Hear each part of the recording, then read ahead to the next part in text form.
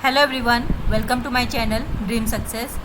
आज हम इस वीडियो में जनरल साइंस का टॉपिक जीव विज्ञान के बारे में पढ़ेंगे और एक ही क्लास में हम ये पूरा बायोलॉजी यानी जीव विज्ञान को कंप्लीट करेंगे।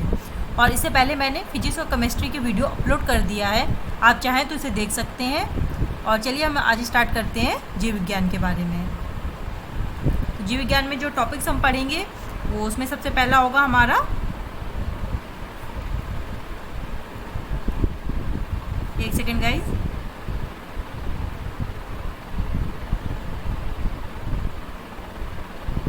हाँ, तो जीव विज्ञान में जो हम पढ़ेंगे तो सबसे पहला टॉपिक होगा हमारा जीव जगत का वर्गीकरण, बायोलॉजिकल क्लासिफिकेशन। उसके बाद हम पढ़ेंगे कोशिका के बारे में, फिर हम पढ़ेंगे पाचन तंत्र, डाइजेस्टिव सिस्टम। उसके बाद हम पढ़ेंगे श्वसन तंत्र, रेस्पिरेटरी सिस्टम। और फिर हम पढ़ेंगे उत्सर्जन तंत्र, एक्सक्रीटरी सिस्टम। फिर हम पढ़ेंगे प्रजनन तंत्र, रिप्रोडक्टिव सिस्टम। उसके बाद हम पढ़ेंगे कंकाल तंत्र, स्केलेटल सिस्टम। और उसके बाद हम पढ़ेंगे तंत्रिका तंत्र, नर्वस सिस्टम। फिर हम पढ़ेंगे अंतःस्रावी तंत्र, एंडोक्राइन सिस्टम। और उसके बाद हम पढ़ेंगे ये आपका परिसंचरण तंत्र यानी सर्कुलेटरी सिस्टम। फिर हम पढ़ेंगे पोषक पदार्थ। पोषक पदार्थ न्यूट्रिशन में हम पढ़ेंगे आपका वसा, प्रोटीन, विटामिन, कार्बोहाइड्रेट, ये सब हम पोषक पदार्थ में पढ़ेंगे। तो सबसे पहले चलिए हम पढ़ते हैं जीव जगत का वर्गीकरण। हाँ, तो ये हमारा है जीव जगत या जीव विज्ञान का वर्गीकरण। चलिए इसमें देखते हैं। हाँ, तो इसमें हम देखेंगे कि जीव जगत का वर्गीकरण कई टाइप के हुए हैं। तो सबसे पहले जो हुआ है वो दो जगत वर्गीकरण, जिसको हम टू किंगडम क्लासिफिकेशन भी कहते हैं। और सबसे पहले देखिए इसमें लिखा हुआ है कि सबसे पहले कैरोलस लिनियस ने वर्गीकरण की शुरुआत की, जिसने सभी जीवधारियों को दो जगत में विभाजित किया। पहला पादप जगत, प्लांट किंगडम, और दूसरा ये जंतु जगत, एनिमल किंगडम में। प्लांट किंगडम में हम देखेंगे कि पादप जगत में हम सभी रंग बिरंगे पेड़ पौधों की समानताओं व असमानताओं के बारे में पढ़ते हैं। और ऐसे ही अगर हम एनिमल किंगडम में देखें, एनिमल किंगडम में हम क्या पढ़ेंगे, जंतु जगत में जंतु तथा उनके क्रियाकलापों का अध्ययन किया जाता है। इस तरह से टू किंगडम क्लासिफिकेशन में हमने प्लांट किंगडम और एनिमल किंगडम के बारे में पढ़ा। चलिए आगे देखते हैं। फिर आता है हमारा थ्री किंगडम क्लासिफिकेशन। ये देखिए थ्री किंगडम क्लासिफिकेशन, तीन जगत वर्गीकरण। इसमें अगर हम देखें तो अर्नेस्ट हैकेल ने 1864 में पादप एवं जंतु जगत के अलावा आपका ये प्रोटेस्टा, ठीक है, इस शब्द का भी उपयोग किया और इसको तीन जगत वर्गीकरण नाम दिया। अब इसमें हमारे सबसे पहले दो जगत वर्गीकरण में क्या था हमारा, पादप और जंतु। तीन जगत में क्या होगा, पादप है ही, जंतु भी है, लेकिन जो तीसरा है आपका प्रोटेस्टा, ये आपका ठीक है, ऐड हुआ था प्रोटेस्टा। चलिए आगे देखते हैं। फिर आता है हमारा थ्री डोमेन क्लासिफिकेशन, ठीक है, ये अब हमारा आता है थ्री डोमेन क्लासिफिकेशन। इसमें देखते हैं, इसको कार्ल वोइज ने 1977 में वर्गीकरण जगत के आधार पर ना करके, इन्होंने जगत के आधार पर ना करके डोमेन के आधार पर किया और संपूर्ण जीवधारियों को तीन डोमेन में बांटा। क्या क्या, बैक्टीरिया, अर्किये और आपका यूकेरिया, ठीक है। इन्होंने किस में डिवाइड किया, ये जो डोमेन वाला होता है, अगर हम डोमेन की बात करें इसमें, तो इसमें क्या होंगे हमारे, बैक्टीरिया, अर्किये और यूकेरिया, ठीक है, थ्री डोमेन क्लासिफिकेशन। चलिए आगे देखते हैं। फिर आता है हमारा फाइव किंगडम क्लासिफिकेशन, ठीक है, ये जो सबसे इम्पॉर्टेंट है।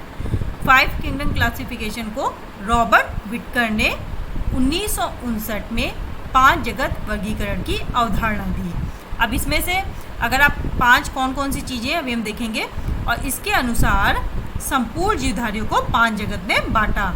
कौन कौन सा, मोनेरा, प्रोटेस्टा, पादप, कवक और जंतु, ठीक है। जैसे आपको पता है कि देखिए पादप और जंतु तो हमने पहले ही देखा था, ठीक है। फिर जब थ्री आपका किंगडम क्लासिफिकेशन आया उसमें आपका प्रोटेस्टा ऐड हो गया, ठीक है। और ये आपका 5 किंगडम में कौन कौन सी 2 चीज़ें एक्स्ट्रा ऐड हैं, देखिए एक है ये मोनेरा और ये कवक, ठीक है। ये 1 2 3 4 5। अब ये देखिए सबसे पहले देखिए ये मोनेरा के बाद आपका प्रोटिस्टा में फिर आपका ये पादप जंतु और ये कवक, ठीक है। ये डायग्राम आप याद रखिएगा। चलिए आगे देखते हैं। इसी में अगर हम मोनेरा के बारे में पढ़ें, ये जो आपने यहाँ देखा था ये मोनेरा, ठीक है। तो मोनेरा के बारे में अगर हम पढ़ते हैं तो इसमें है कि इस तरह के जीवों में कोई परिभाषित नाभिक या अंग नहीं होते हैं। मोनेरा में आपके नाभिक या अंग नहीं होते हैं, अर्थात इसकी रचना बहुकोशिकीय नहीं होती है। इनकी कुछ और भी जो विशेषताएं हैं उसके बारे में हम देखते हैं। ये कई तरह से विविधता दिखाते हैं। इनमें कुछ में कोशिका भित्ति होती है और कुछ में नहीं होती है, ठीक है। और इस समूह में जीवों के पोषण का साधन या तो वो स्वयं के भोजन को संश्लेषित करके या पर्यावरण से प्राप्त करते हैं, ठीक है। और इस समूह में जीवाणु, ब्लू ग्रीन शैवाल या साइनोबैक्टीरिया और माइकोप्लाज्मा शामिल है। ये इसके एग्जाम्पल हैं, ठीक है। जीवाणु, ब्लू ग्रीन शैवाल, साइनोबैक्टीरिया और ये माइकोप्लाज्मा इसके ये एग्जाम्पल हैं। ये देखिए, ठीक है, इसका ये डायग्राम। चलिए आगे देखते हैं। ये हमने पढ़ा मोनेरा के बारे में। अब हम पढ़ेंगे प्रोटिस्टा के बारे में। प्रोटिस्टा में हम देखेंगे कि इस समूह में कई प्रकार के एक कोषीय यूकैरियोटिक जीव शामिल हैं। मुख्यतः जलीय जीव एक कोशिकीय इसमें आते हैं। और पादप और जंतु के बीच स्थित एक होता है ये येगलिना भी इसी समूह में आते हैं, ठीक है। और उनके पोषण का तरीका स्वपोषी या परपोषी होता है। एग्जाम्पल में अगर हम देखें तो एक कोषीय शैवाल, डाइटम और प्रोटोजोआ, ये देखिए, ठीक है। ये हो गया प्रोटिस्टा के एग्जाम्पल। चलिए आगे देखते हैं। फिर हम पढ़ते हैं पादप के बारे में, प्लांटी के बारे में। इस समूह में सभी रंगीन बहुकोशिकीय प्रकाश संश्लेषित जीव सम्मिलित हैं और कुछ पौधों के युग्मक के लिए पश्माभिका या कछाभिका उपयोग करते हैं। अंग में नाभि क्लोरोप्लास्ट उपलब्ध होते हैं और इनमें कोशिका भित्ति भी होती है, ठीक है। पादप में कोशिका भित्ति भी होती है। एग्जाम्पल में शैवाल, पुष्पीय तथा अपुष्पीय बीजी इसी जगत का उदाहरण है। ये देखिए, आपको ये रंगीन दिख रहा है, ठीक है। ये आपके पादप के एग्जाम्पल हैं। चलिए आगे देखते हैं। कवक, ठीक है। कवक के बारे में पढ़ें तो ये परपोषी यूकैरियोटिक जीव है और इसमें परपोषी जीवों को सम्मिलित किया जाता है। इसका एग्जाम्पल होता है खमीर, मशरूम, कवक, ठीक है। इसकी कुछ अगर हम विशेषता पढ़ें तो इनमें अवशोषण द्वारा पोषण होता है और ये इतने परपोषी होते हैं कि पोषण के लिए दूसरों पर निर्भर होते हैं और भोजन के रूप में सड़े हुए कार्बनिक पदार्थों का उपयोग करते हैं और इसलिए इन्हें हम सेफ्रोफाइट्स भी कहा जाता है, ठीक है। चलिए आगे बढ़ते हैं। ये रहा कवक के, देखिए एग्जाम्पल, ठीक है। इसके पास कोशिका भित्ति होती है जो एक जटिल शर्करा की बनी है जिसे काइटिन कहा जाता है। चलिए आगे देखते हैं। अब आगे हम पढ़ेंगे जंतु के बारे में, ठीक है। एनिमल, जंतु के बारे में अगर हम पढ़ें तो ये जीव बहुकोशिकीय होते हैं। एग्जाम्पल हाइड्रा, जेलीफिश, कृमि, सितारा मछली, सरीसृप, उभयचर, पक्षी तथा स्तनधारी जीव इसके एग्जाम्पल हैं। और इनके पास नाभिक सहित ऑर्गेनल है लेकिन कोई क्लोरोप्लास्ट या कोशिका भित्ति नहीं है। ये आपके थे पादप में, ठीक है, प्लांटी में थे, जबकि एनिमल में ये चीज़ नहीं होती है, ठीक है। क्लोरोप्लास्ट या कोशिका भित्ति नहीं है और जानवर अंतर्ग्रहण द्वारा पोषक तत्व प्राप्त करते हैं। ये देखिए एनिमल, ठीक है। चलिए आगे देखते हैं। ये हो गया हमारा कंप्लीट हो गया था जीव जगत का वर्गीकरण। अब हम पढ़ते हैं सेल और कोशिका के बारे में, ठीक है। सेल या कोशिका के बारे में अब हम पढ़ते हैं। नेक्स्ट टॉपिक है ये हमारा। तो सेल के बारे में अगर हम पढ़ें तो सेल सबसे पहले देखते हैं कि किसी भी जीव का सबसे छोटा इकाई होता है, ठीक है।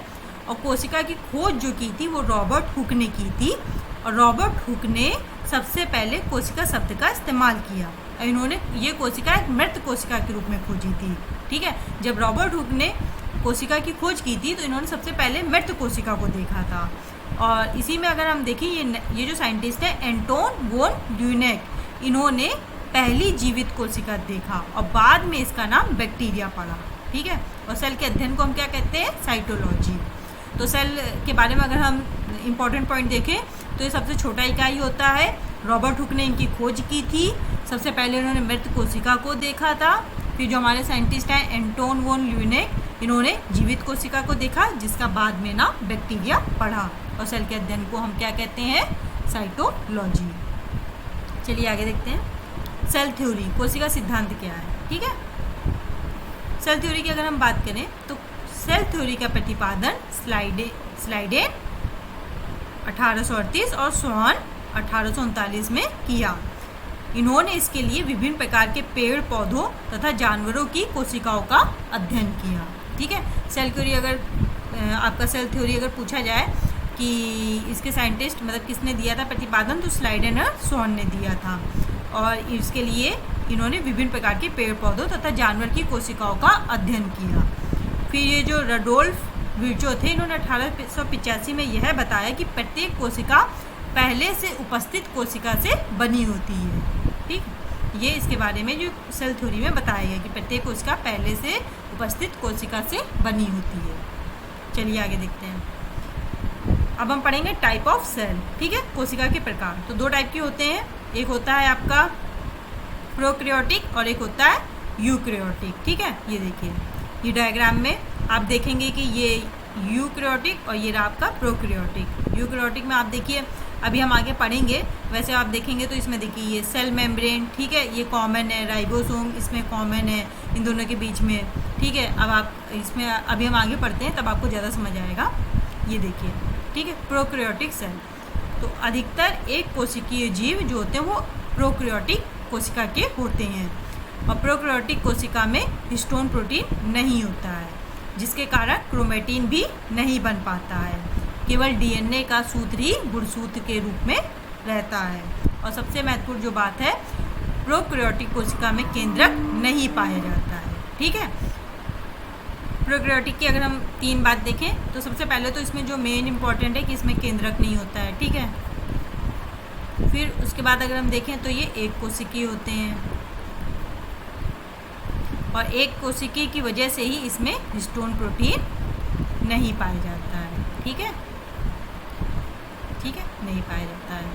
और ये आप प्रोकैरियोटिक का देख लीजिए एग्जाम्पल, ये देखिए, ठीक है, ये आपका प्रोकैरियोटिक का एग्जाम्पल है, ठीक है, ये डायग्राम।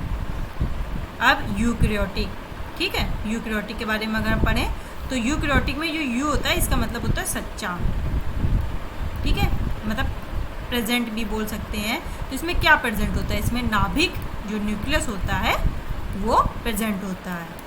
और इसमें जो होता है, इसमें देखिए प्रोकैरियोटिक में आपने देखा एक कोशिकीय होते हैं और यूकैरियोटिक में बहुकोशिकीय जीव यूकैरियोटिक कोशिका के होते हैं। और यूकैरियोटिक कोशिकाओं में दोहरी और केंद्रिक आवरण से घिरा हुआ पूर्ण विकसित स्पष्ट केंद्रक न्यूक्लियस पाया जाता है, ठीक है। और इसमें डीएनए व हिस्टोन प्रोटीन के संयुक्त होने से बनी क्रोमेटिन पाई जाती है, ठीक है। डीएनए और हिस्टोन प्रोटीन से हमारी क्या बनती है? हमारी बनती है क्रोमेटिन, ठीक है, जो कि आपका इसमें पाई जाती है, जबकि इसमें आप देखिए इसमें नहीं पाई जाती है कि क्रोमेटिन नहीं बनता है, ठीक। तो सबसे आपने जो मेन डिफरेंस देख ही लिया कि भाई यूकैरियोटिक में नाभिक न्यूक्लियस पूर्ण विकसित न्यूक्लियस होता है, ठीक है, इसमें बहुकोशिकीय होते हैं और इसमें डीएनए और जो हिस्टोन प्रोटीन से जो क्रोमेटिन होता है वो पाया जाता है, जबकि यही सब प्रोकैरियोटिक में नहीं होता है। यही आपको आगे एग्जांपल भी देखने को मिलेंगे। देखिए, अगर हम प्रोकैरियोटिक और यूकैरियोटिक की बात करें तो न्यूक्लियस भाई इसमें नहीं पाया जाता है, इसमें पाया जाता है, ठीक है। ये साइज इतना इम्पोर्टेंट नहीं है। सेल ऑर्गेनिज्म की बात अगर हम करें तो इसमें नहीं पाए जाते, इसमें पाए जाते हैं। क्रोमोसोम की बात करें, गुणसूत्र जिनको कहते हैं, तो इसमें सिंगल स्ट्रक्चर एकल संरचना के रूप में होते हैं और इसमें विकसित स्पष्ट केंद्रक पाया जाता है। सेल वॉल की बात करें तो इसमें सेल वॉल प्रोटीन तथा कार्बोहाइड्रेट की बनी होती है और इसकी जो होती है इसकी सेल्यूलोज की बनी होती है यूकैरियोटिक के। सेल मेम्ब्रेन कोशिका झिल्ली की बात करें, इसमें अनुपस्थित होती है, इसमें उपस्थित होती है। आगे कुछ डिफरेंस और देख लेते हैं। रेस्पिरेशन श्वसन की बात करें, इसमें प्लाज्मा झिल्ली द्वारा होता है, ये आपका प्रो वाला है और ये आपका यूकैरियोटिक वाला है, ठीक है। तो इसमें श्वसन प्लाज्मा झिल्ली द्वारा आता है, इसमें माइटोकॉन्ड्रिया द्वारा होता है। लिंग प्रेजनेंट सेक्स रिप्रोडक्शन की बात करें, इसमें नहीं पाया जाता है, इसमें पाया जाता है। फोटोसिंथेसिस प्रकाश संश्लेषण की बात करें तो इसमें थाइलेकॉइड में होता है और इसमें क्लोरोप्लास्ट में होता है। फिर अगर हम कोशिका विभाजन की बात करें, सेल डिवीज़न, तो उसमें अर्धसूत्र प्रकार का होता है और इसमें अर्धसूत्र या समसूत्री प्रकार का होता है, मियोसिस या मिटोसिस, ठीक है, इसी को ही कहते हैं। चलिए आगे देखते हैं। तो ये तो हो गया हमारा डिफरेंस। अब हम स्ट्रक्चर ऑफ सेल, इसी में ही कोशिका की संरचना देखिए। तो देखिए ये हमारा डायग्राम है प्लांट सेल का, ठीक है, ये देखिए ये हमारा डायग्राम है प्लांट सेल का और ये हमारा है ह्यूमन सेल का, ठीक है। प्लांट सेल में आप देखिए, आप कह देंगे देखिए इसमें सेल वॉल है, ठीक है।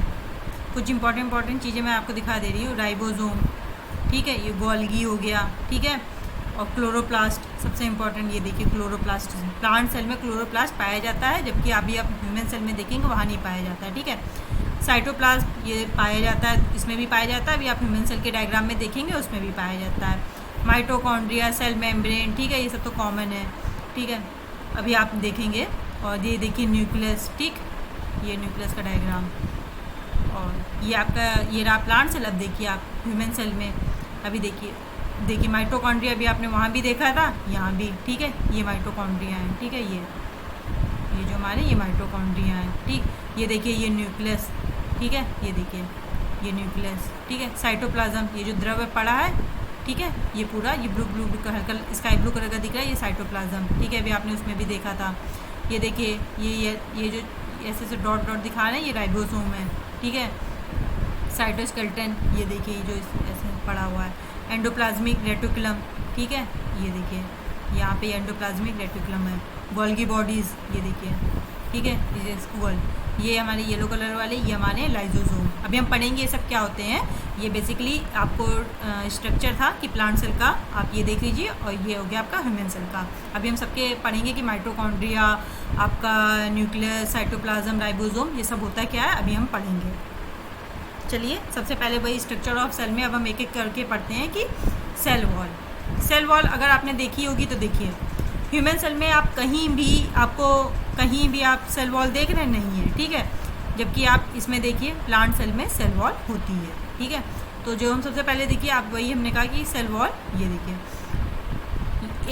ये केवल पादप कोशिका में पाई जाती हैं और ये होती जो है वो सेलुलोज की बनी होती हैं और यह कोशिका की सुरक्षा के साथ साथ उसके एक निश्चित आकार व आकृति को बनाए रखने में सहायक होती हैं और यह कोशिका झिल्ली बाहर पाई जाती है, ठीक है। ये देखिए एकदम बाहर, आउटर एकदम दिख रहे हैं सेल वॉल, तो ये सबसे बाहर पाई जाती है। चलिए आगे पढ़ते हैं। सेल मेम्ब्रेन, ठीक है, इसको हम कोशिका झिल्ली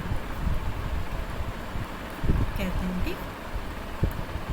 तो सेल मेम्ब्रेन अगर हम पढ़ें तो सेल मेम्ब्रेन को प्लाज्मा मेम्ब्रेन भी कहा जाता है और जो सेल मेम्ब्रेन है ये क्या है, ये सेमी परमिएबल मेम्ब्रेन, इसका जो नेचर है ये अर्ध पारगम्य झिल्ली की तरह होता है जो लिपिड और प्रोटीन के बाइलेयर से बना होता है और इसका मुख्य कार्य कोशिका के अंदर जाने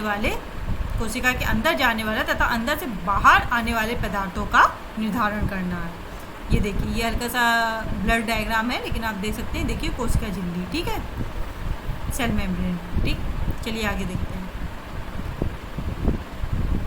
कोशिका झिल्ली ये देखिए, ठीक है, ये इसका वैसे अगर आप थोड़ा डिटेल में डायग्राम देखेंगे तो ये इसका डायग्राम है, ठीक है। ये देखिए इसके कुछ ये पार्ट्स आपको, ये हिस्टोन प्रोटीन, ठीक है, ये सब आपको इसमें दिखेगा ऐसे करके, ये इसका डिटेल डायग्राम है।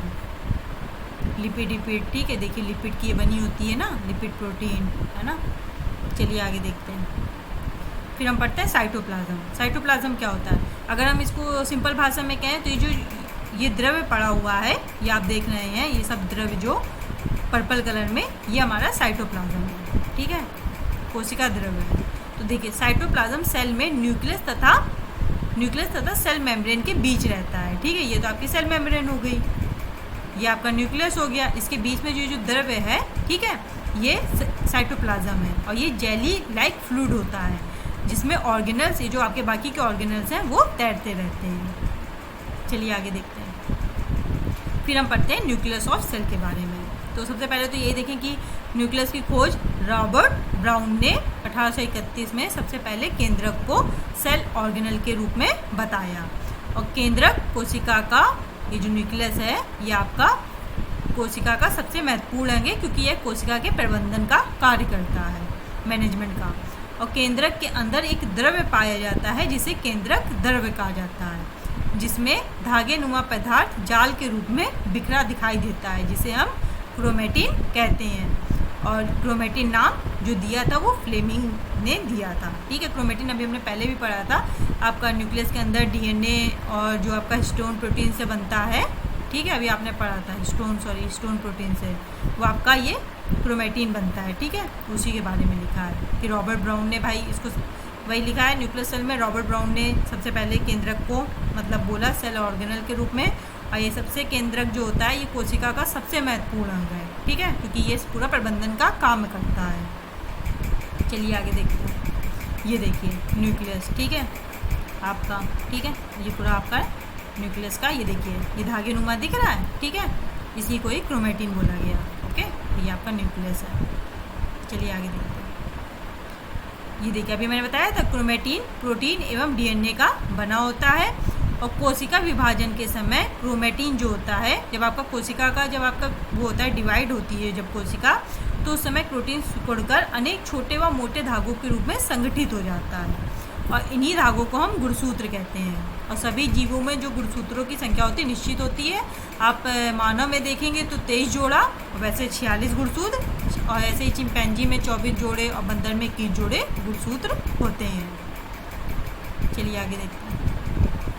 फिर हम इसी में ही सेल स्ट्रक्चर में ही जो पार्ट है उसी में ही एक पार्ट हमारा है एंडो मेम्ब्रेन सिस्टम, आंतरिक झिल्ली तंत्र। तो ये क्या होता है, ये झिल्ली वाले जीवों में कुछ को एंडो मेम्ब्रेन सिस्टम के रूप में एक साथ माना जाता है क्योंकि ये कार्यों का समन्वय करते हैं। और इनके घटक और संरचना के अगर हम देखें तो इसके बारे में अगर हम देखें तो एंडो मेम्ब्रेन सिस्टम में आपका ये endoplasmic reticulum, Golgi body, lysosome और ये वैक्यूल शामिल है, ठीक है। आप ये देखिए endoplasmic reticulum, Golgi body, lysosome और ये वैक्यूल, ये आपकी किस में शामिल है, ये आपके एंडो मेम्ब्रेन सिस्टम में शामिल है। अब हम एक एक करके पढ़ेंगे कि ये सब होते क्या हैं, ठीक। एंडोप्लाज्मिक रेटिकुलम का ये देखिए, ठीक है, हमने क्या कहा, सबसे पहले देखिए एंडोप्लाज्मिक रेटिकुलम, गोल्गी बॉडी, ठीक है, ये देखिए आपकी ये गोल्गी बॉडी, ठीक है। फिर क्या है आपका लाइसोसोम, ये देखिए ये आपके लाइसोसोम, ठीक है। फिर क्या है आपका ये वैक्यूल, ठीक है। वैक्यूल तो जो खाली स्थान होता है उसको, ये जो पूरा आपका खाली स्थान होता है वैक्यूल, उसको कहते हैं, ठीक। तो अभी हम आगे देखेंगे एंडोप्लाज्मिक रेटिकुलम, ईआर, ठीक है। वैसे ये जो होता है एंडोप्लाज्मिक रेटिकुलम ये दो टाइप का होता है। ये देखिए एक होता है रफ एंडोप्लाज्मिक रेटिकुलम, आगे हम पढ़ेंगे, एक होता है स्मूथ, एक रफ होता है और एक होता है स्मूथ।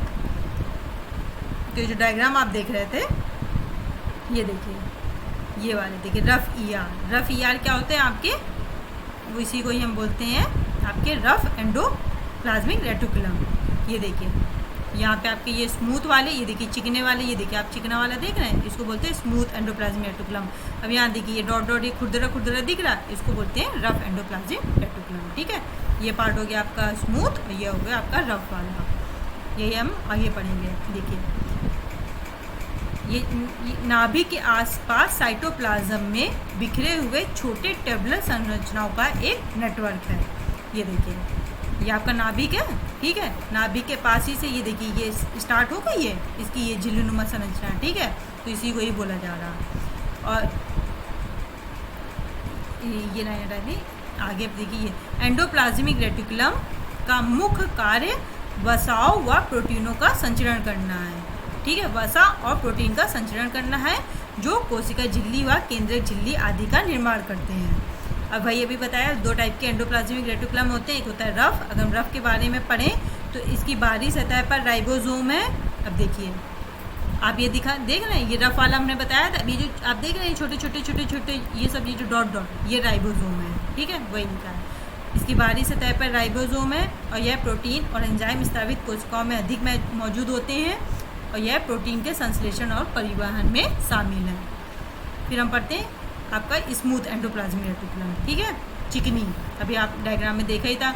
इसमें ये चिकनी क्यों है? क्योंकि इसमें राइबोसोम नहीं जुड़े होते हैं और ये जो होते हैं ये स्टार्च तथा कार्बोहाइड्रेट का संश्लेषण करते हैं और यह कोशिकाओं में अधिक मौजूद हैं जो लिपिड और स्टेरॉइड्स को संश्लेषित करते हैं और यह लिपिड और स्टेरॉइड हार्मोन के संश्लेषण में शामिल है, ठीक है।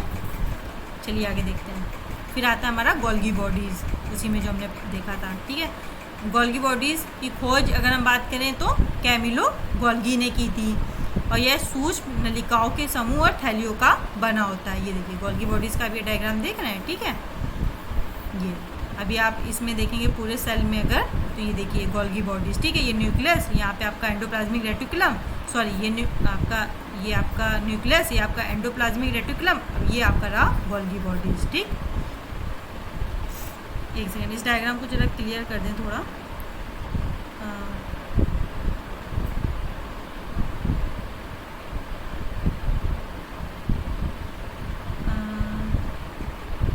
चलिए इसको भी देखते हैं, ठीक है, तब तक हम आगे पढ़ते हैं। तो ये रहा हमारा गोल्गी बॉडीज़, ठीक है। अभी ये जो होता है क्या है, ये कोशिका द्वारा संश्लेषित प्रोटीन व अन्य पदार्थों को थैलियों के रूप में पैकिंग की जाती है इसमें और यह डेस्टिनेशन तक इनको पहुंचाता है और कुछ पदार्थों को कोशिका से बाहर भी निकालता है, इसीलिए इसे कोशिका का यातायात प्रबंधक भी कहा जाता है। और ये कोशिका भित्ति, सेल वॉल और लाइजोसोम का निर्माण करता है, ठीक है। बेसिकली इसको हम कोशिका का यातायात प्रबंधन भी कहते हैं, ठीक है, गोल्गी बॉडीज़ को। देखिए इसमें कई, इसमें अगर देखें तो ये इसको सिस फेज, इसका ये ट्रांस फेज इसको बोलते हैं, ठीक है। इधर तो इस तरह से ये आपका है गोल्गी बॉडीज़। नेक्स्ट हम पढ़ेंगे लाइजोसोम के बारे में।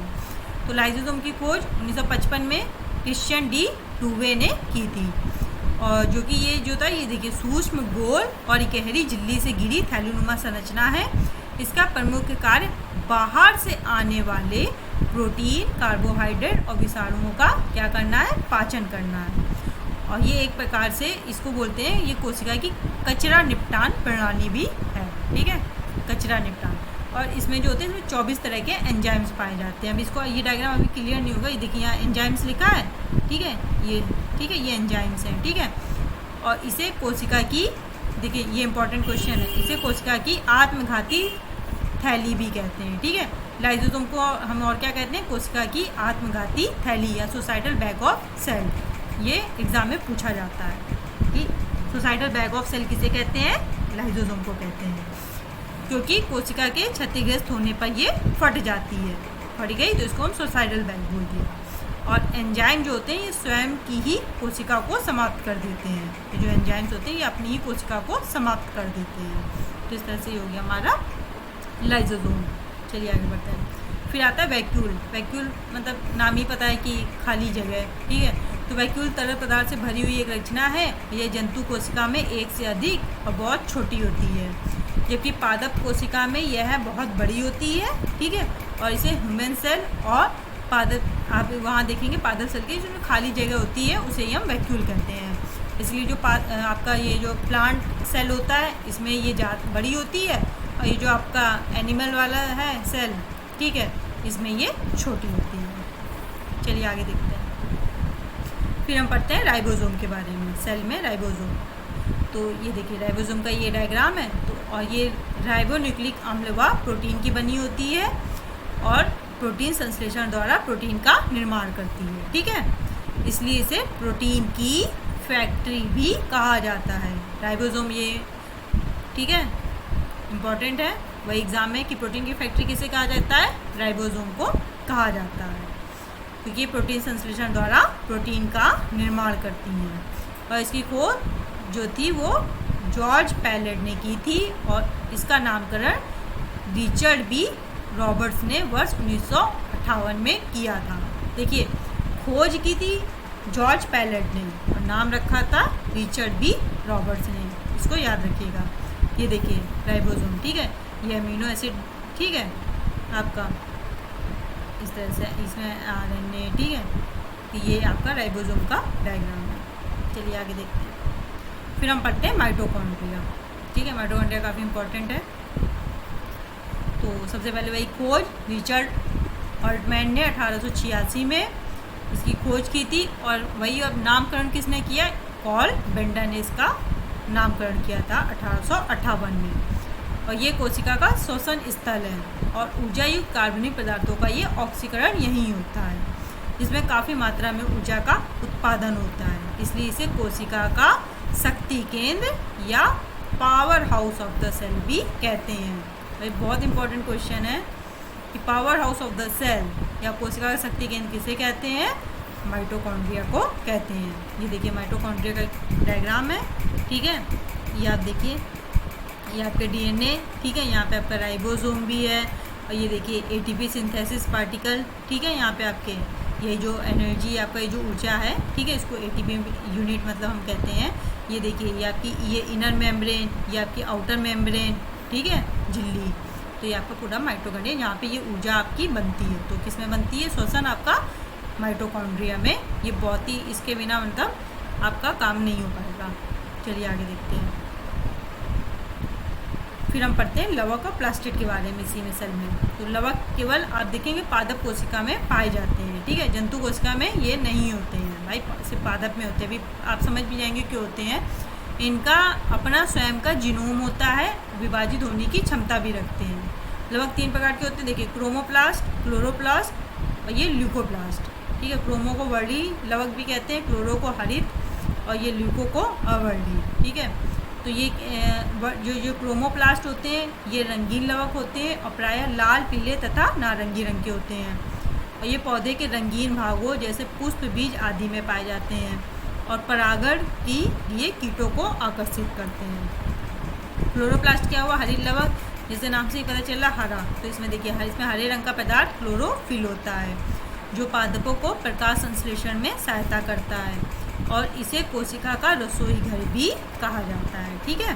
प्रकाश संश्लेषण के थ्रू ही तो अपना भोजन बनाते हैं, ठीक है, पौधे, इसलिए इसे कोशिका का रसोई घर भी कहते हैं। ल्यूकोप्लास्ट, ठीक है, कुछ सफ़ेद बोल सकते हैं इसको, मतलब रंगहीन बोलेंगे, सफ़ेद नहीं, रंगहीन भी बोलेंगे, ठीक है।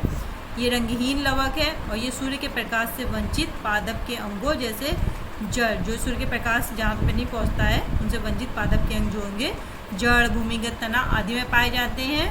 ये आपके ल्यूकोप्लास्ट, और कार्बोहाइड्रेट, वसा, प्रोटीन के रूप में भोजन का संचय करते हैं। तो ये हो गए हमारे लवक, जो कि पादप कोशिका में पाए जाते हैं और जंतु कोशिका में अनुपस्थित होते हैं।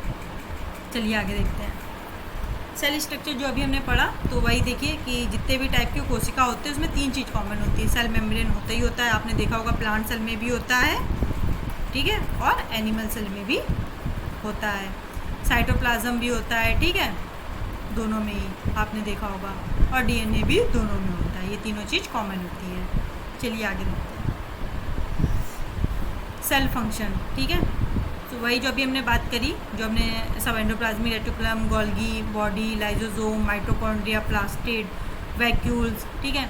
तो सबसे इसमें एग्जाम पॉइंट ऑफ व्यू से आप देखिए वही जो हमने बताया, गोल्गी एपरेटस या गोल्गी बॉडीज़ को हम traffic police of the cell भी कहते हैं, ठीक है।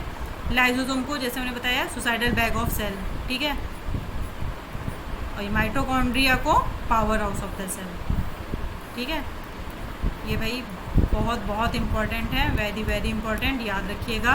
Traffic police, Golgi body, suicidal bag, lysosome, power house, mitochondria, ठीक। चलिए आगे देखते हैं। फिर अब हम पढ़ते हैं, हम अब कुछ बायोलॉजिकल सिस्टम में शुरुआत करते हैं। तो सबसे पहले हम पढ़ते हैं पाचन तंत्र, ठीक है, डाइजेस्टिव सिस्टम के बारे में। तो डाइजेस्टिव सिस्टम में ये देखिए आप कैसे कोई चीज़ खाते हैं तो उसका पाचन कैसे होता है, बेसिकली इसमें वही पूरा प्रोसेस है, ठीक है। कि देखिए आपने मुख से भोजन को लिया, ठीक है, फिर ये आपका ये ग्रास नली इसोफेगस में गया, ठीक है, फिर उसके बाद ये आपका स्टमक में गया, ठीक है, ये आपका फिर छोटी आंत, फिर आपका ये बड़ी आंत, फिर आपका ये छोटी आंत, फिर उसके बाद आपका ये मलाशय के थ्रू बाहर निकल गया। तो वही हम पढ़ेंगे पूरा अभी आपका पाचन तंत्र कि कैसे आप भोजन का पाचन करते हैं, ठीक है। चलिए देखते हैं। तो डाइजेस्टिव सिस्टम में सबसे पहले देखिए, भोजन के अंतर्ग्रहण से लेकर मल त्याग तक एक तंत्र है जिसमें अंग, ग्रंथियाँ आदि शामिल हैं, ठीक है, और सब एक साथ मिलकर कार्य करते हैं, वो हमारा पाचन तंत्र कहलाता है। और पाचन की अगर हम बात करें तो इसमें होता क्या है, जटिल जो हमारे पदार्थ होते हैं, जटिल व बड़े जो पदार्थ होते हैं अणु, उनको विभिन्न रासायनिक क्रियाओं तथा एंजाइमों की हेल्प से आप सरल, छोटे व घुलनशील पदार्थों में परिवर्तन जो करने की प्रक्रिया होती है उसको हम पाचन कहते हैं, ठीक है। जटिल से आप उसको सरल में कन्वर्ट कर दो, किसकी सहायता से, कुछ रासायनिक क्रिया और एंजाइम की हेल्प से, तो इसको हम पाचन कहते हैं। और सबसे पहले देखिए, आहार नाल जो होता है, एलिमेंट्री कनाल, तो इसे पोषण नाल भी कहते हैं। इसकी लंबाई करीब 8 से 10 मीटर होती है। और आहार नाल की जो, अगर हम आहार नल है क्या, मतलब किन किन पार्ट से बना होता है, तो देखिए, मुख, ठीक है, ग्रसनी, ग्रास नली, अमाशय, छोटी आंत, बड़ी आंत, मलद्वार, जो भी हमने डायग्राम में दिखाया था, ठीक है। ये देखिए, मुख, ठीक है, ग्रसनी, ठीक है, अमाशय, ठीक है, ये आपका छोटी आंत, बड़ी आंत, ठीक है, ये आपका मल, ये आपके एलिमेंट्री कैनाल आहार नाल के पार्ट हैं, ठीक। अब चलिए देखते हैं, और जो ग्रंथियाँ जो हेल्प करती हैं, ठीक है, वो कौन कौन सी होती है। एक होती है लाल ग्रंथि, फिर होती है यकृत ग्रंथि, 3 टाइप की ग्रंथियाँ होती हैं, ठीक है, पाचन ग्रंथि में। एक होती है लाल ग्रंथि, फिर होती है यकृत ग्रंथि, फिर होती है अग्नाशय ग्रंथि। चलिए आगे देखते हैं। फिर ये देखिए, स्पिंटर्स जिनको बोलते हैं, स्वर्णीय पेशियाँ, तो ये विभिन्न स्तरों पर स्वर्णीय पेशियाँ भोजन, पाचित भोजन रस व अवशिष्ट की गति को ये नियंत्रित करती हैं, ठीक है, उन्हें हम स्वर्णीय पेशियाँ कहते हैं। चलिए आगे देखते हैं। हाँ, तो अभी हमने जो सबसे मुख में सबसे जो हमने देखा, एलिमेंट्री कैनाल में मुख, ठीक है। अब मुख में 4 प्रकार के दांत पाए जाते हैं, आपको पता ही होगा, इंसीजर, कैरेंस, प्रीमोलर, मोलर, ठीक है, ये 4 प्रकार के दांत होते हैं। एक साइड हमारे 16 होते हैं, एक साइड 16 होते हैं, दोनों साइड मिला के 32 दांत होते हैं, ठीक है। तो ये जो हमारी हेल्प करते हैं मुख में भोजन को चबाने में। फिर हमारा आता है, उसके बाद देखिए, सबसे पहले आपने भोजन खाया, ठीक है, मुंह में लिया, मुंह से फिर आया आपका ग्रसनी, ग्रास नली में, ठीक है। तो ये पाइप के समान संरचना है, इसमें कोई पाचन ग्रंथि नहीं होती है, और यह भोजन को मुख गुहिका से अमाशय तक पहुंचाती है, ठीक है। ये आपका मुंह है, ठीक है, ये आपकी ग्रास नली है, ग्रसिका, ग्रसनी, फेरिंग्स जिसे बोलते हैं, ठीक है। ये मान लीजिए आपका अमाशय है, ठीक है, अभी ऐसे बना दिया, तो भोजन को मुख गुहिका से अमाशय तक पहुँचाती है, ठीक है। ये देखिए, ये आपकी है फेरिंग्स, ये 3, ये आपको बोलेंगे इसको फेरिंग्स, ठीक है। ये देखिए, ये आपका डायग्राम देख रहे हैं, ठीक है, ये आपका फेरिंग्स है। तो इसमें जो डिवाइड होती है, देखिए, नेसोफेरिंग्स, ओरोफेरिंग्स, लैरिंगोफेरिंग्स, ठीक है, 3 टाइप से। चलिए आगे देखते हैं, अमाशय, ठीक है। मुख से भोजन, देखिए, मुख से भोजन ग्रसनी में गया, ग्रसनी से भोजन अमाशय में, ठीक है। बीच में मतलब वो जीव का भी है रोल, अभी हम इसके मेन पॉइंट देखेंगे। अमाशय, यह भोजन का अस्थायी भंडार होता है, इसमें भोजन लगभग 3 से 4 घंटे तक रुकता है, जो हमारा पेट होता है, और इसमें जठर रस स्त्रावित होता है, और जठर रस में HCl, पेप्सिन, रेनिन, म्यूकस होती है। पेप्सिन क्या करता है, प्रोटीन का पाचन करता है, और ये जो रेनिन है, ये क्या करता है, ये दूध का पाचन, दूध को दही में बदलता है, ठीक है। ये देखिए, ये आपका हो गया स्टमक, ये आपका हो गया इसोफेगस, ठीक है, ये आपका हो गया फूड, ठीक है, ये इसोफेगस, ठीक है। ये देखिए यहाँ इसोफेगस है आपका पूरी तरह डायग्राम, ठीक है। ये स्टमक आपका हो गया, ठीक है, यहाँ से वही फूड आया, स्टमक में गया, ठीक। चलिए आगे देखते हैं। फिर हम पढ़ते हैं छोटी आंत, ठीक है, स्मॉल इंटेस्टाइन। देखिए, ये जो है हमारी, ये हमारी स्मॉल इंटेस्टाइन है। ये क्या करती है, भोजन का सर्वाधिक अवशोषण होता है यहीं पे ही, और भोजन का पाचन भी यहीं होता है, और इसमें 2 ग्रंथियों द्वारा रस आता है, एक आता है यकृत के द्वारा, ये देखिए, एक यहाँ से आता है इसमें रस, और एक होता है अग्नाशय, एक स्टमक, इन 2 से रस आता है, ठीक है। और मांसाहारी की जो होती है वो छोटी आंत होती है, और जो वेजिटेरियन शाकाहारी होते हैं उनकी बड़ी आंत होती है, ठीक है। ये देखिए, नेक्स्ट हम पढ़ेंगे अब लार्ज इंटेस्टाइन। ये वाला डायग्राम देख रहे हैं, अब ये हमारी लार्ज इंटेस्टाइन है, ठीक है। ये है जो अभी हम आगे पढ़ेंगे, ये लार्ज इंटेस्टाइन है, ठीक है, बड़ी है। अभी इसी में पहले हम देख लें, ये देखिए ये जो यकृत और अग्नाशय का, ठीक है, इसमें यकृत में देखिए, यकृत में पित्तरस का निर्माण होता है और पित्ताशय में संग्रह किया जाता है। जो पित्तरस होता है ये पित्ताशय में संग्रह किया जाता है, ठीक है। जो बाइल जूस होता है, ठीक है, इसको बाइल जूस कहते हैं। और पित्तरस में कोई भी एंजाइम नहीं पाया जाता है, परंतु यह भोजन के अम्लीय माध्यम को उदासीन बनाकर क्षारीय में परिवर्तित करती है, ठीक है। पित्तरस करती क्या है, जो भोजन का जो अम्लीय मीडियम है उसको क्षार में परिवर्तित करती है, ठीक है, ताकि अग्नाशय रस में उपस्थित एंजाइम कार्य कर सकें। यकृत के द्वारा जहर से मृत्यु होने की जानकारी प्राप्त होती है, ठीक है। ये जो होती है, इसमें पोलियो नामक रोग यकृत के कारण ही होता है। और जो अग्नाशय थी उसके रस के अगर हम जाए, इसमें 3 अग्नाशय में कौन कौन से होते हैं, एक होता है ट्रिप्सिन, ये इंपॉर्टेंट याद रखिएगा, एक होता है माइलेज, एक होता है लाइपेज। ये एग्जाम में पूछा जाता है। ट्रिप्सिन क्या करता है, प्रोटीन का अपघटन, माइलेज क्या करता है, कार्बोहाइड्रेट का अपघटन, और लाइपेज क्या करता है, आपका वसा का, ठीक है। ये आपका जो अग्नाशयी रस के एग्जाम है, trypsin, amylase, lipase. Trypsin protein, amylase carbohydrate, lipase वसा, इसको याद रखिएगा। चलिए आगे देखते हैं। फिर हमारा आता है ये बड़ी आंत, ये देखिए, ठीक है। तो इसमें कोई पाचन क्रिया नहीं होती है। छोटी आंत में पाचन क्रिया देखी थी आपने, ठीक है। इसमें क्या होता है, इसमें केवल जल एवं खनिज लवणों का अवशोषण होता है और अपचित जो भोजन होता है वो रेक्टम में मल द्वार के द्वारा बाहर निकाल दिया जाता है। और छोटी आंत और जो बड़ी आंत जहाँ मिलती हैं उस जोड़ को कहते हैं सीकम, ठीक है। और सीकम के आगे अंगूठेदार संरचना अपेंडिक्स कहलाती है। चलिए आगे देखते हैं। अब हमारा आता है कुछ ग्लैंड, हम देख लेते हैं। डाइजेस्टिव ग्लैंड्स हमारे पाचन ग्रंथियाँ, ठीक है, जो अभी हम लोगों ने इससे पहले देखी थी। तो पाचन तंत्र में कुछ पाचन ग्रंथियाँ भी पाई जाती हैं, जैसे लाल ग्रंथि, यकृत और अग्नाशय। ये ग्रंथियाँ पाचक रसों द्वारा भोजन को पचाने में सहायक करती हैं। छोटी आंत आदि अंग भी पाचक रसों का स्त्रावण करते हैं। अगर हम सलाइवरी लाल ग्रंथि की बात करें तो इनके द्वारा लार का स्त्रावण किया जाता है और लार का मुख्य कार्य भोजन में उपस्थित जो लार होती है वो देखिए स्टार्च का पाचन करती है भोजन में उपस्थित, और भोजन को चिकना और घुलनशील बनाना तथा दांतों, मुख, गुहिका व जीभ की सफाई करना है, ठीक है। लार का क्या काम होता है जो आती, ठीक है, ये भोजन में उपस्थित ये स्टार्च का पाचन करती है और भोजन को चिकना बनाती है या घुलनशील बनाती है और दांतों, मुंह, गुहिका व जीभ की सफाई करती है। लार ग्रंथियाँ आपकी 3 प्रकार की होती हैं, कर्पूर, अधोजम और अधोजिह्वा। चलिए आगे देखते हैं। अब हम पढ़ेंगे अपना रेस्पिरेटरी सिस्टम, ठीक है, कि भाई खाना तो खा लिया। अब खाने में आप देखेंगे कि जो हमारा ग्लूकोज है, ठीक है, अब ये शरीर तक पहुंचाना भी तो है, पूरे शरीर में, ठीक है। तो किसकी हेल्प से, रेस्पिरेटरी सिस्टम, इसमें हम देखेंगे कि कैसे होता है, ठीक है। इसमें जो ऑक्सीजन हम लेते हैं उसकी कितनी इम्पोर्टेंस है, ठीक, श्वसन तंत्र में। चलिए देखते हैं, ये देखिए श्वसन तंत्र में पढ़े। मानव श्वसन में वायु फेफड़ों तक एवं जो वायु होती है वो फेफड़ों तक एवं फेफड़ों से बाहर जिस मार्ग से होकर गुजरती है उस मार्ग में उपस्थित सभी तंत्रों को मिलाकर ही श्वसन तंत्र कहा जाता है, ठीक है। ये आपके फेफड़े हैं, ठीक है, मान लीजिए थोड़े ख़राब बन गए लेकिन कोई बात नहीं।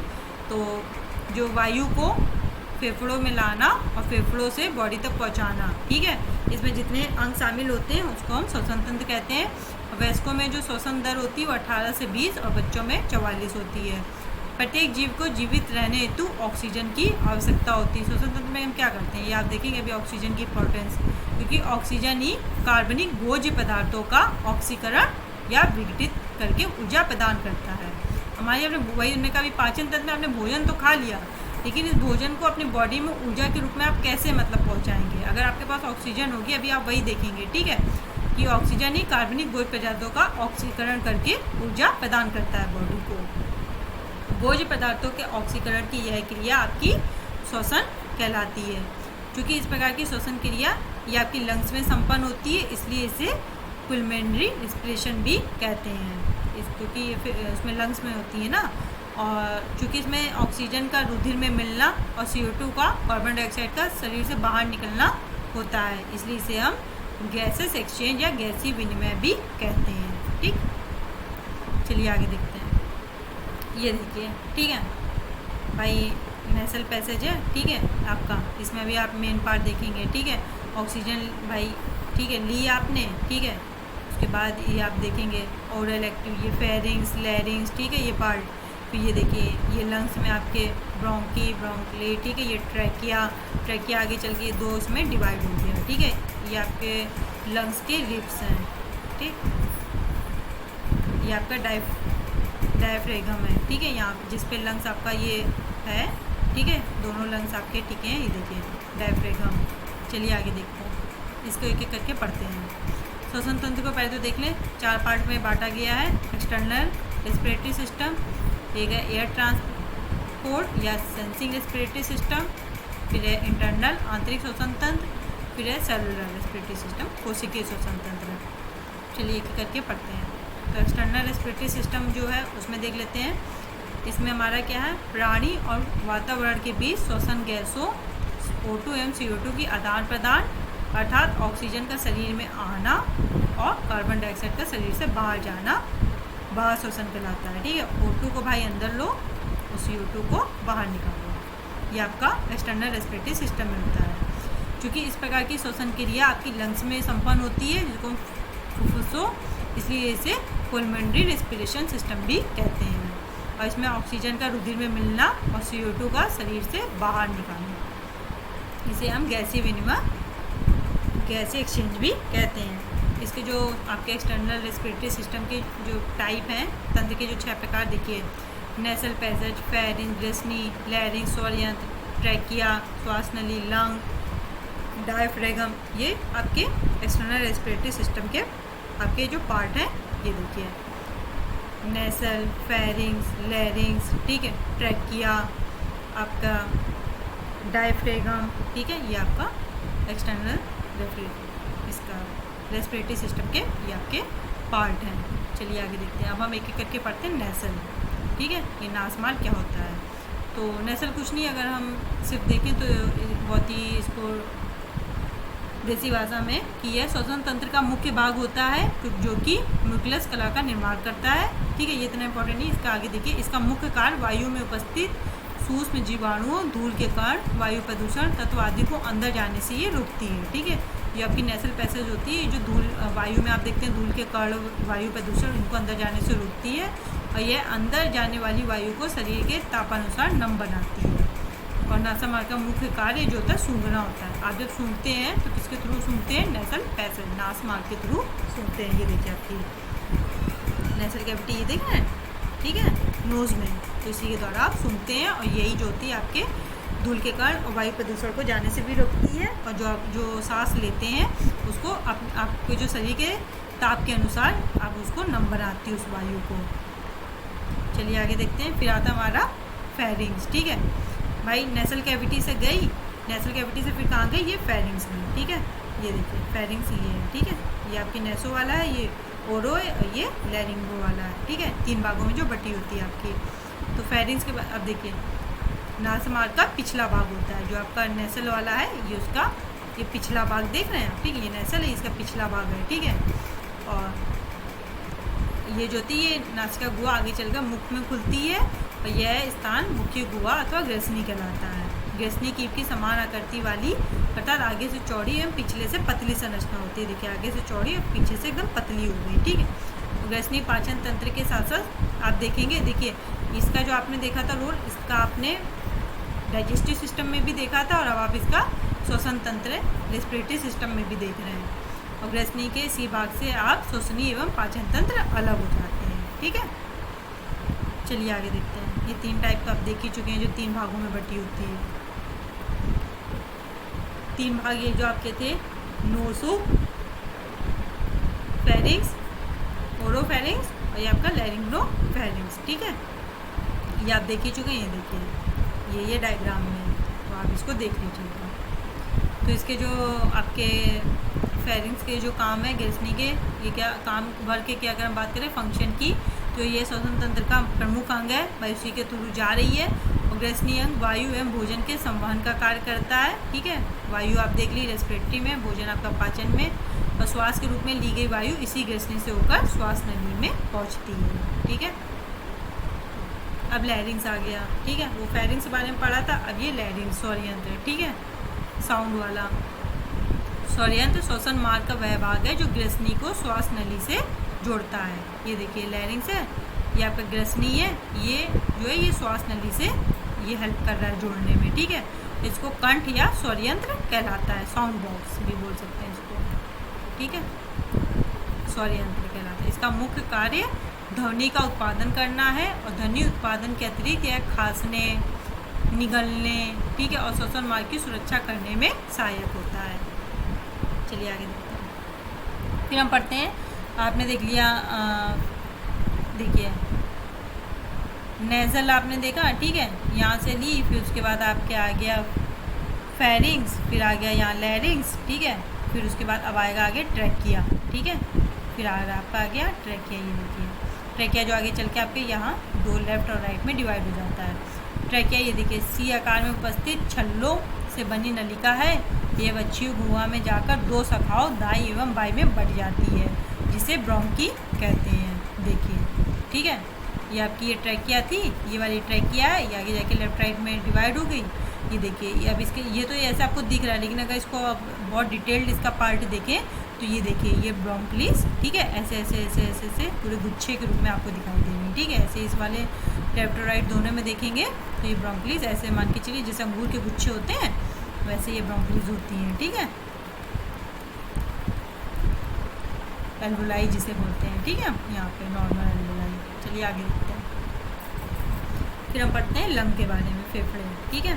तो फेफड़े ये जो आप देख रहे हैं हमारे, ठीक है, फेफड़े ये आपके लिप्स होते हैं फेफड़ों में, ठीक है। तो इसमें क्या है, मानव शरीर में एक जोड़ी फेफड़े होते हैं जिनमें वायु निश्वसन प्रक्रिया के आधार पर वायु अंदर जाती है जब तक फेफड़ों के अंदर एवं बाहर वायु का दाब बराबर या समान ना हो जाए। और इनका रंग हल्का लाल होता है जो कि स्पंज की तरह कार्य करते हैं। दायां फेफड़ा बाएं फेफड़े की अपेक्षा बड़े होते हैं, ठीक है, दायां वाला बाएं की अपेक्षा बड़ा होता है। फेफड़े के अंदर की वायु को रक्त में मिलाया एवं उससे अलग किया जाता है। चलिए आगे देखते हैं। डायफ्रेगम, ठीक है, जिसमें फेफड़ा हमारा टिका होता है। ये देखिए, ये जो देख रहे हैं ये, ठीक है, ये हमारा डायफ्रेगम है, ये वाला देखिए लिखा है, ठीक है। तो ये बच्चू आपका बच्चू गुहा का निचला फर्श एक पतले पट द्वारा बंद रहता है जिसे डायफ्रेगम कहते हैं। डायफ्रेगम का लचीली मांसपेशियों से निर्मित श्वसन अंग है और श्वसन मांसपेशियों में यह सबसे शक्तिशाली मांसपेशी होती है जिसका संबंध दोनों फेफड़ों के साथ होता है, ठीक है। और ये जो डायफ्रेगम है ये दोनों फेफड़ों को नीचे की ओर साध कर रखता है, हमने बोला ना जिस पे रखा होता है, ठीक है। और ये बच्चू गुहा की तरफ उठा हुआ होता है। तो ये डायफ्रेगम जिस पे वही नॉर्मल अगर भाषा में देखें तो ये आपके ये जो फेफड़े हैं ये आपके ये डायफ्रेगम पे रखे होते हैं, ठीक है। फिर जो वो हमारा एक्सटर्नल आपका रेस्पिरेटरी सिस्टम पड़ा, सेकंड जो हमारा था air transport sensing respiratory system. तो इसमें क्या है कि वायु श्वसन तंत्र के माध्यम से फेफड़ों तक पहुंचना निश्वसन कहलाता है, जबकि फेफड़ों की वायु को श्वसन तंत्र के माध्यम से बाहर निकालना वायु परिवहन कहलाता है, ठीक है। ये फेफड़ों की वायु जो है इसको श्वसन तंत्र के माध्यम से जब हम बाहर निकालते हैं तो इसको हम कहते हैं वायु परिवहन। ऐसे इंटरनल ब्रीदिंग सिस्टम में क्या होता है आपका आंतरिक श्वसन में फेफड़ों से वायु को शरीर के विभिन्न अंगों की कोशिका, और ये फेफड़े हैं, ठीक है, इनसे वायु को जो बाकी बॉडी के जो अन्य पार्ट हैं उनमें पहुंचाना, ठीक है, जो अन्य की जो कोशिकाएं हैं उन तक पहुँचाने में आंतरिक श्वसन तंत्र कार्य करता है।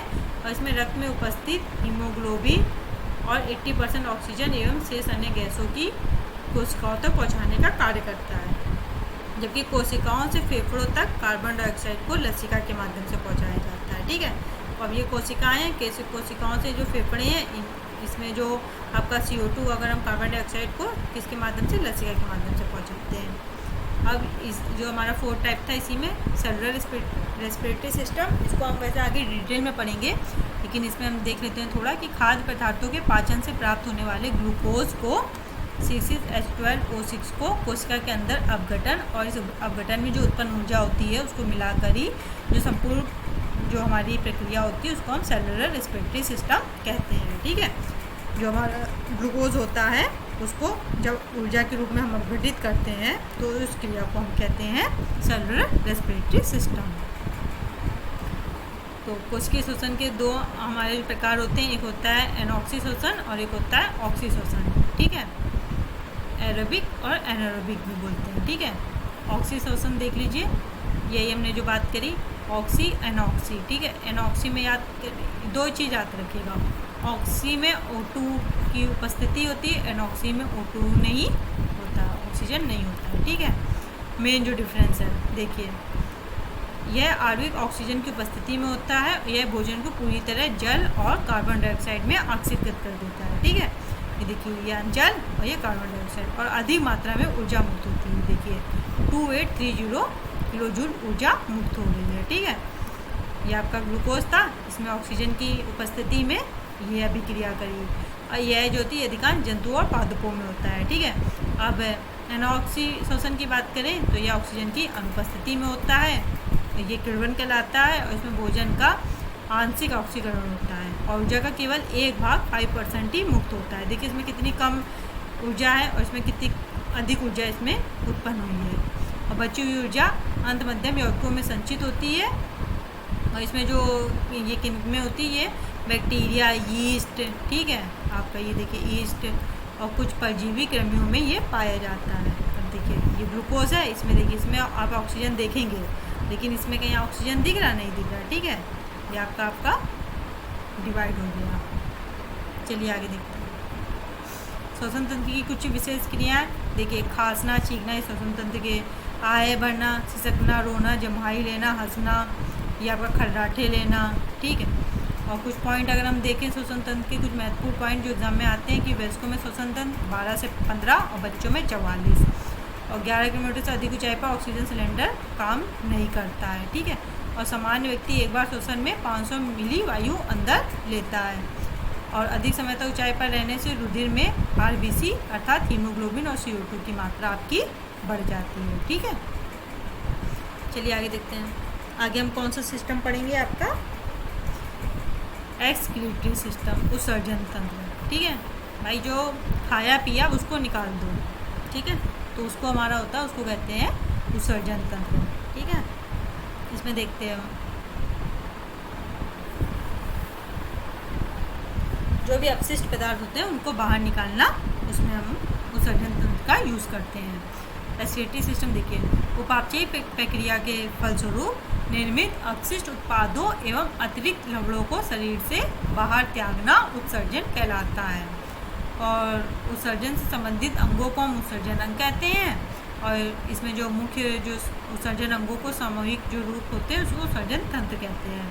और मनुष्य में निम्न उत्सर्जन जो अंग होते हैं वो देखिए, किडनी वे सबसे मेन, ठीक है, वृक्क जो होता है, मूत्रवाहिनियाँ, मूत्राशय, मूत्रमार्ग, इसके थ्रू हम जो होता है मल त्याग करते हैं, ठीक है, उत्सर्जित करते हैं। अब इनके बारे में देखते हैं, ये देखिए, ठीक है, ये आपकी देखिए दो आपकी, ये देखिए ये जो था वृक्क, किडनी, ठीक है, देखिए ये आपकी किडनी है, ये देखिए, ठीक है, बाईं वृक्क, ये आपकी है दाईं वृक्क, ठीक है, दाहिनी सॉरी, ये आपकी लेफ्ट वाली थी, ये राइट वाली है, ठीक है।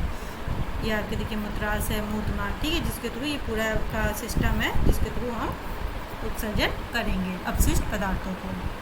चलिए आगे देखते हैं, इसमें जो नेफ्रॉन होती है ये वृक्क की क्रियात्मक एवं संरचनात्मक इकाई है। ये जो उत्सर्जन तंत्र की अगर पूछा जाए, एग्जाम में पूछे उत्सर्जन तंत्र की क्रियात्मक एवं संरचनात्मक इकाई क्या है, तो ये नेफ्रॉन है, और ये उत्सर्जित उत्पाद विलय नाइट्रोजन यौगिकों के रूप में वृक्क में नेफ्रॉन द्वारा निकलते हैं। किस रूप में निकलते हैं, नाइट्रोजनी यौगिक के रूप में। चलिए आगे देखते हैं, आगे हम पढ़ेंगे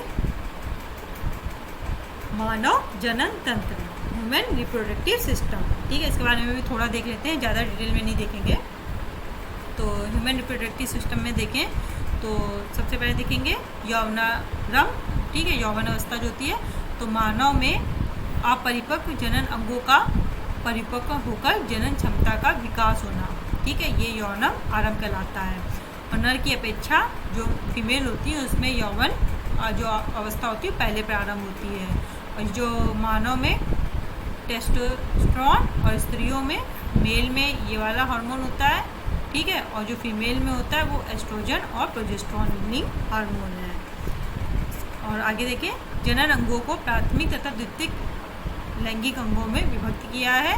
प्राथमिक अंग युग्मकों का निर्माण करते हैं और प्राथमिक अंगों के अलावा अन्य सभी अंग जो जनन तंत्र में कार्य करते हैं वो हमारे क्या कहलाते हैं, द्वितीयक अंग। तो नर जनन अंग में देखिए आप, वृषण कोश, शुक्रवाहिनी, शुक्राशय, प्रोस्टेट, ग्रंथि, मूत्रमार्ग, ठीक है। और मादा जनन अंग में अंडाशय, अंडवाहिनी, गर्भाशय, योनि, ठीक है, ये इसके पार्ट हैं। तो ये हो गया हमारा ह्यूमन रिप्रोडक्टिव सिस्टम। आगे हम पढ़ेंगे मानव कंकाल तंत्र, ह्यूमन स्केलेटल सिस्टम।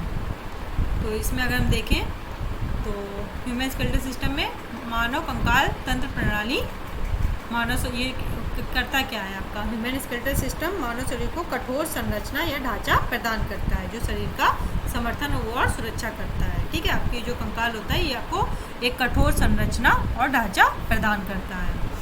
और मानव कंकाल तंत्र हड्डी आपका, ठीक है, उपास्थि, कार्टिलेज, कंडरा, टेंडन जिसे कहते हैं, इन सब संयोजी ऊतकों से, ये लिगमेंट्स से, इन सब से मिलकर बना होता है मानव कंकाल। और एक जो वयस्क मानव में आपको जैसे पता है 206 हड्डी, और जो नवजात शिशु होता है उसमें 300 हड्डी होती हैं। और जो हाथ और पैर की हड्डी होती है यही शरीर की कुल हड्डियों का 50% पार्ट यही होती है। और मानव शरीर की सबसे बड़ी हड्डी फीमर, ठीक है, जो कि जांघ की हड्डी है। ये जो पॉइंट्स हैं काफ़ी इंपॉर्टेंट हैं जो एग्ज़ाम में आपके पूछे जाते हैं। और यह व्यक्ति के कद का लगभग 27.5% है ये जो हड्डियाँ हैं।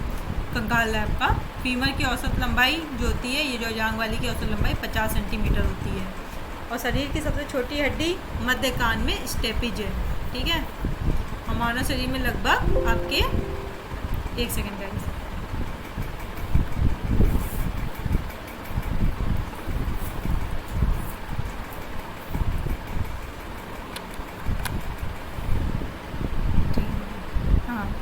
मानव शरीर में आपकी लगभग 639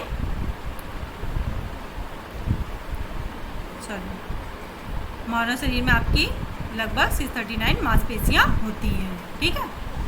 तो इसमें आपने देखा क्या, 1 सेकेंड,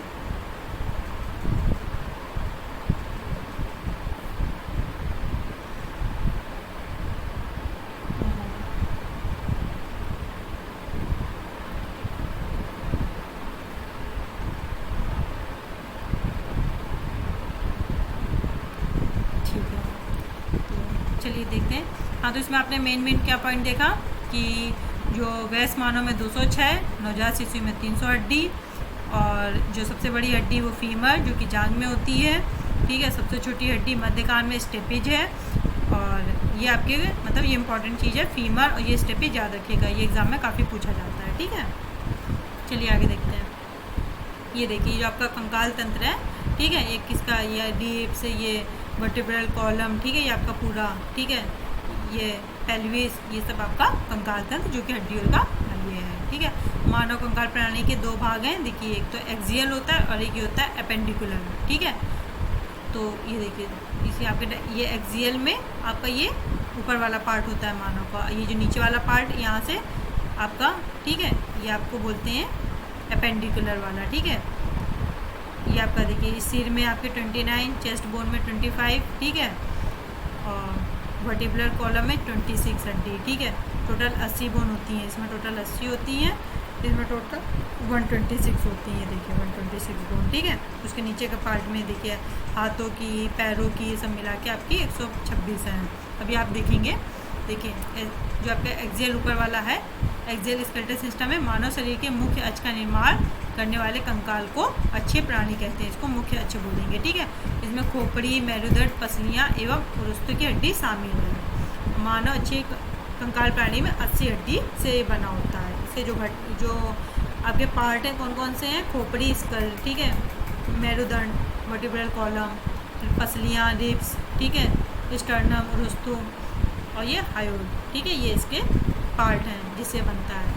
आपके एपेंडिकुलर की बात करें, नीचे वाले की, उपांगीय की, तो यह तंत्र जो होता है ये हाथों और पैरों की अथितियों एवं उनके ओलम से बना होता है। इसके अंतर्गत आपकी कमर, हाथ, पैर आदि की अस्थियाँ होती हैं। और 126 हड्डियों से बना होता है, जिसमें 6 प्रमुख क्षेत्रों में विभाजित होता है।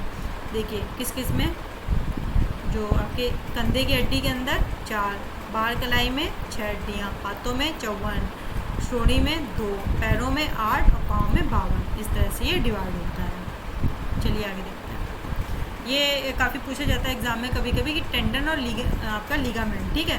तो 2 चीज़ देखिए, एक होगा हड्डी, सॉरी ऐसे लिख देती हूँ, हड्डी को मांसपेशी से अगर कनेक्ट करें और हड्डी को हड्डी से अगर कनेक्ट करें, ठीक है, तो हड्डी को हड्डी से जो कनेक्ट करने वाला जो टिश्यू है ऊतक, उसको हम बोलते हैं टेंडन, और जो हड्डी को हड्डी से जो कनेक्ट करता है टिश्यू, उसको बोलते हैं लिगामेंट, ठीक है।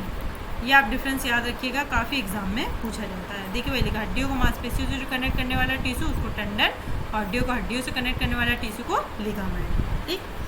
चलिए आगे बढ़ते हैं। अब हम पढ़ेंगे नर्वस सिस्टम, तंत्रिका तंत्र, ठीक है, इसके बारे में। तो नर्वस सिस्टम में देखिए क्या है, मानव शरीर का वह भाग जहाँ से शरीर के समस्त क्रियाओं का नियमन तथा नियंत्रण होता है, कंट्रोल होता है, ठीक है। जो मस्तिष्क देखिए आप, ये सबसे कंट्रोलेबल पार्ट, ठीक है, और इसके अंतर्गत मस्तिष्क, मेरुरज्जु, वर्टिब्रल कॉलम तथा तंत्रिकाएं आती हैं, ठीक। चलिए आगे देखते हैं। और ये जो मानव मस्तिष्क है इसको 3 भागों में हम बांटते हैं, सेरिब्रम, सेरिबेलम और मेडुला ऑब्लंगेटा, ठीक है।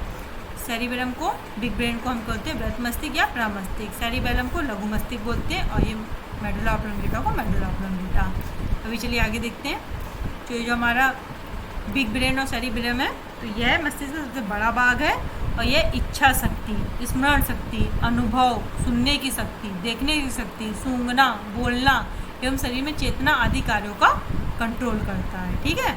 इन सब का ये कंट्रोल करता है सेरिबेलम। आपका जो सेरिबेलम है, जिसको हम लघु मस्तिष्क कहते हैं, ये क्या करता है, ये शरीर को संतुलित करने के साथ साथ मांसपेशियों को नियंत्रित करता है। ये देखिए, ये जो ये वाला पार्ट है सेरिबेलम, इसको हम बोलते हैं, ठीक है। इसमें देखिए ये आपका सेरिबेलम, ये जो सबसे बड़ा पार्ट था, ठीक है, ये वाला, ये आपका सेरिबेलम है, और इसके जो ये वाला सबसे छोटा पार्ट है, ये आपका सेरिबेलम है, लघु मस्तिष्क। ये क्या करता है, शरीर को संतुलित करने के साथ साथ मांसपेशियों का नियंत्रण करता है। फिर आता है आपका मेडुला ऑब्लंगेटा, ठीक है। ये देखिए, ये आप देख रहे हैं, ये मेडुला ऑब्लंगेटा इसके ये आना, ठीक है। यह केसुरुक दंड के न्यूरॉल के नाल में प्रवेश करने के बाद मेरुरज कहलाता है, ठीक है। ये जो आगे जो आपका उसमें आ जाएगा बॉडी में, इसका कार्य हृदय की धड़कन, आँखों के पलकों का झपकना, पाचन अंग, श्वसन क्रिया आदि को कंट्रोल करना है। चलिए आगे देखते हैं। और इसमें कुछ इंपॉर्टेंट पॉइंट अगर हम देखें जो एग्जाम में पूछा जाता है, कि सामान्य मनुष्य के दिमाग का वजन लगभग 1400 से 1500 ग्राम होता है, और अल्बर्ट आइंस्टीन का मस्तिष्क जो था, ये मतलब वैसे आपके नॉलेज के हिसाब से कि उनका था 1230 ग्राम, जो अब तक ज्ञात सबसे कम वजनी मस्तिष्क है, ठीक। जो वजन, ये वजन की बात हो रही है, ठीक है, वेटेज की, जो मनुष्य की। और तंत्रिका तंत्र की इकाई क्या होती है, न्यूरॉन, ठीक है। जैसे आपने सर्जन तंत्र की पढ़ी थी, नेफ्रॉन, वैसे ही तंत्रिका तंत्र की हुई न्यूरॉन। ये एग्जाम में पूछा जाता है, याद रखिएगा। फिर आगे हम पढ़ते हैं एंडोक्राइन सिस्टम, ठीक है। अंतःस्रावी प्रणाली या अंतःस्रावी ग्रंथि जो भी है उसको हम देखेंगे, एंडोक्राइन सिस्टम क्या होता है। ग्रंथियाँ देखिए, अंतःस्रावी ग्रंथि और हार्मोन्स का जो अध्ययन होता है उसको कहते हैं एंडोक्राइनोलॉजी, और एंडोक्राइनोलॉजी के जनक जो थे वो थॉमस एडिसन है। नेक्स्ट है कि इंसुलिन बायोटेक्नोलॉजी से भी बनाया जाता है, जिसे ह्यूमिलिन कहते हैं, इंसुलिन जो हमारा है, ठीक है।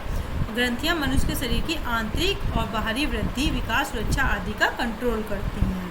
ग्रंथियों का काम क्या है, मानव की इंटरनल और जो एक्सटर्नल जो वृद्धि, विकास, सुरक्षा, इन सब का कंट्रोल करना। और शरीर की सभी ग्रंथियां जो थी आपकी एपिथेलिसी स्तर से वलीयत होती हैं, और कशेरुकों में 3 प्रकार की ग्रंथि होती हैं, एक्सो, एंडो और मिक्स्ड ग्लैंड। एक्सोक्राइन ग्लैंड आपका बहिस्रावी ग्रंथि, एंडोक्राइन अंतःस्रावी, मिक्स्ड ग्लैंड मिश्रित ग्रंथियाँ। अब इनको हम एक एक करके पढ़ते हैं।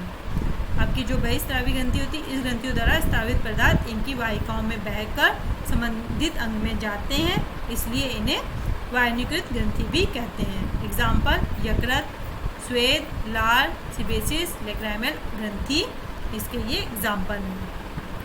अंतःस्रावी में यह एपिथेलिया से विच्छेदित होने पर नलिका विहीन हो जाती है।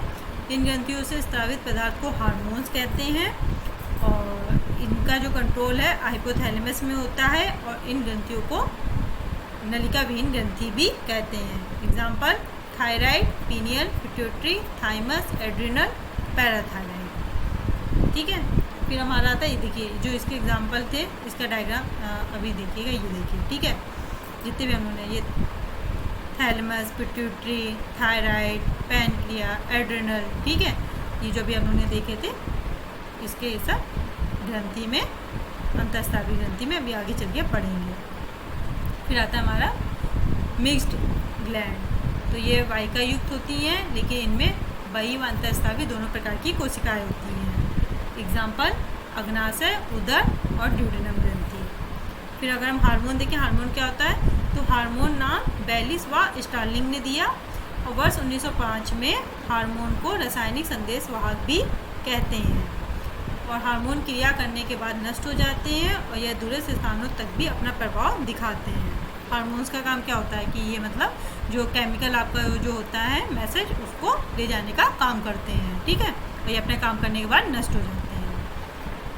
फिरोमोन्स क्या होता है, ये कीटों द्वारा विपरीत लिंग को आकर्षित, अट्रैक्ट करने के लिए स्थापित किया गया पदार्थ जो होता है उसको फिरोमोन्स कहते हैं या बाह्य हार्मोन कहलाता है। और एग्जाम्पल के लिए मधुमक्खी द्वारा जिरेडियोल स्थापित किया जाता है और रेशम कीट द्वारा बॉम्बिकॉल स्थापित किया जाता है। फिरोमोन्स क्या करते हैं, ये कीट जो होते हैं वो अपने अपोजिट जो वो होते हैं लिंग, उनको अट्रैक्ट करने के लिए इस हार्मोन को स्थापित करते हैं।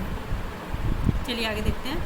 हाँ, तो मानो कि जो अंतःस्रावी ग्रंथि अभी हम लोगों ने देखी थी, उसमें वही आपकी प्यूस, thyroid, parathyroid, adrenal, pineal, thymus, hypothalamus, अंडाशय, वर्षण, ठीक है, ये ग्रंथियाँ ये देखिए। ठीक है, आपकी ये हाइपोथैलेमस, ठीक है, यहाँ पे ब्रेन में, थैलेमस भी आपकी यहाँ ब्रेन में, ठीक है, पिट्यूटरी, ठीक है, ये आपका पेनियल ग्लैंड, ठीक है, थायराइड ग्रंथि आपकी ये देखिए गले के पास, ठीक है, ये आपकी थाइमस, ठीक है, पैनक्रियास, ये देखिए यकृत में, ठीक है, आपका, और ये एड्रिनल ग्लैंड, ठीक है, वृक्क में। चलिए देखते हैं प्यूस ग्रंथि। देखिए आपने देखी ये प्यूस, पिट्यूटरी ग्लैंड आपने देखी, यहाँ का मस्तिष्क है, इसमें पाई जाती है। ठीक है, प्यूस ग्रंथि आपके मस्तिष्क में पाई जाती है, यह मटर के दाने के समान होती है और ये शरीर की सबसे छोटी अंतःस्रावी ग्रंथि है। काफ़ी इम्पोर्टेंट ये है, इसे मास्टर ग्रंथि भी कहते हैं। एग्जाम में काफ़ी इम्पोर्टेंट है कि शरीर की सबसे छोटी अंतःस्रावी ग्रंथि का नाम प्यूस ग्रंथि, मास्टर ग्रंथि किसे कहते हैं, प्यूस ग्रंथि। ठीक है, इसके द्वारा वृद्धि hormone, oxytocin, ADH, vasopressin hormone, prolactin hormone स्रावित किए जाते हैं इसके द्वारा। चलिए आगे देखते हैं थायराइड ग्रंथि। अभी उन्होंने जो बात कही थी, ये गले में, ये देखिए आपकी ये वाली जो है, एक सेकेंड, ठीक है, ये देखिए ये थायराइड ग्रंथि आपकी, ठीक है, गले में के पास है। तो वही देखिए यह ग्रंथि गले में श्वास नली के पास होती है। यह शरीर की सबसे बड़ी अंतःस्रावी ग्रंथि थायराइड ग्रंथि। इसकी आकृति एच, मतलब कुछ ऐसे करके होती है ना, यूँ करके भी आपने देखा था, सॉरी, यूँ करके एच होती है और इसके द्वारा, मतलब ऐसे वो एच का ही वो आकार है, इसके द्वारा थायरॉक्सिन हार्मोन स्रावित होता है। इस हार्मोन में हाइड्रोजन पाई जाती है जो उपापचय की दर को नियंत्रित करता है। चलिए आगे देखते हैं। फिर आती है हमारी पैराथायराइड ग्रंथि। ठीक है, इसे परावंटू ग्रंथि भी कहते हैं। यह संख्या में 4 होती है। यह हार्मोन स्रावित करती है। यह हार्मोन रक्त में ये Ca+ बढ़ाता है जो विटामिन डी की तरह कार्य करता है और इस हार्मोन की कमी से टिटेनी रोग होता है। फिर आती है हमारी एड्रिनल ग्रंथि।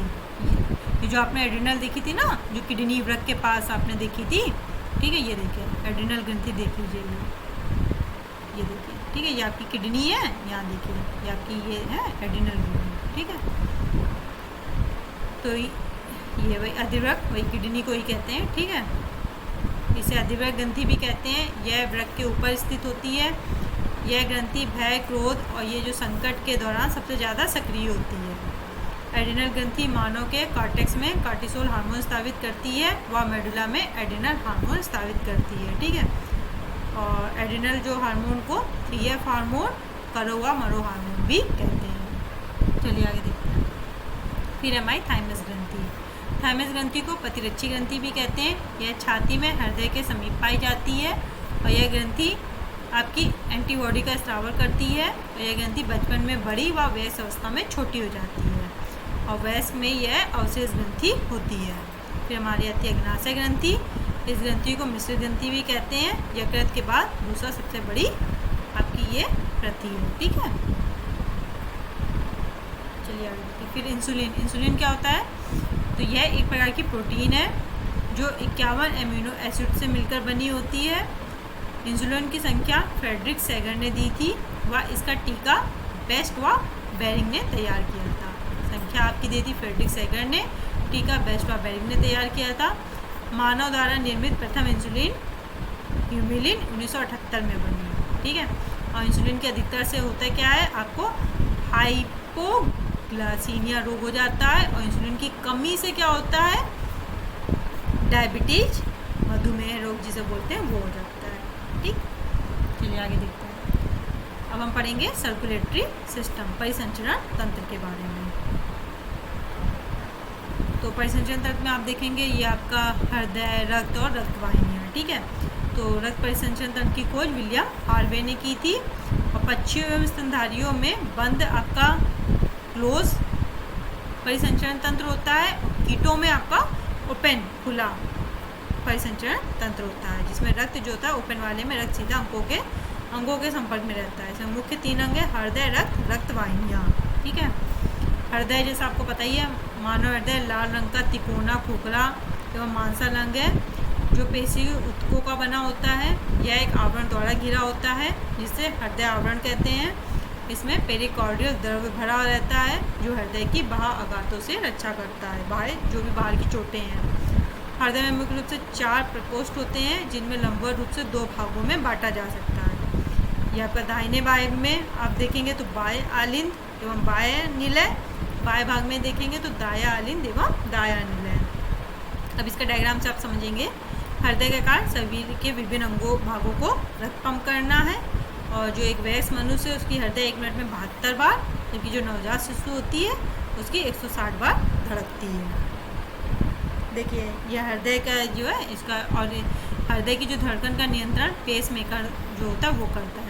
इम्पॉर्टेंट क्वेश्चन है जो कि दायां लिंग में होता है। तो आप देखिए, ये देखिए 2 भाग हैं, देखिए बायां लिंग ये, दायां लिंग ये, बायां निलय यहाँ, दायां निलय यहाँ, ठीक है। ये आपकी महाधमनी है, ठीक है। ये आपकी सिराएँ हैं, ठीक है। लंग्स वाली ये सिराएँ हैं, ठीक है। इसमें ऐसे ही आपका, ठीक है, फ्लो के जाता है। चलिए आगे देखते हैं। हृदय का जो वजन देखिए, महिला में जो होता है हृदय का वजन 250 ग्राम और हृदय पुरुषों में 300 ग्राम। हृदय के अध्ययन को कार्डियोलॉजी कहते हैं। और जो आपका प्रथम हृदय जो प्रत्यारोपण हुआ था, ट्रांसप्लांट जो हुआ था उसका, तो 3 दिसंबर 1967 को डासी बर्नार्ड अफ्रीका में हुआ था। और भारत में अगर बात करें तो 3 अगस्त 1994 को डॉक्टर वेणुगोपाल, ठीक है, ने किया था। हृदय में कपाटों की संख्या 4 होती है। और सबसे कम धड़कन देखी जाए तो ब्लू व्हेल की 25 पर मिनट, सबसे अधिक छछूंदर की 800 पर मिनट। और जैसा आपने देखा था कि एक धड़कन में हृदय 70 ml रक्त पंप करता है, ठीक है। मानव शरीर का सबसे व्यस्त अंग हृदय है, ठीक है। अब ब्लड के बारे में हम देख लेते हैं। तो ये एक प्रकार का तरल संयोजी ऊतक है और जो ब्लड होता है उसका निर्माण लाल अस्थि मज्जा में होता है। और तथा भ्रूणावस्था में, जब भ्रूणावस्था होती है तो उसमें प्लिया में रक्त का निर्माण होता है, ठीक है। वैसे लाल अस्थि मज्जा में और भ्रूणावस्था में प्लिया में होता है। और सामान्य व्यक्ति में लगभग 5 लीटर ब्लड होता है।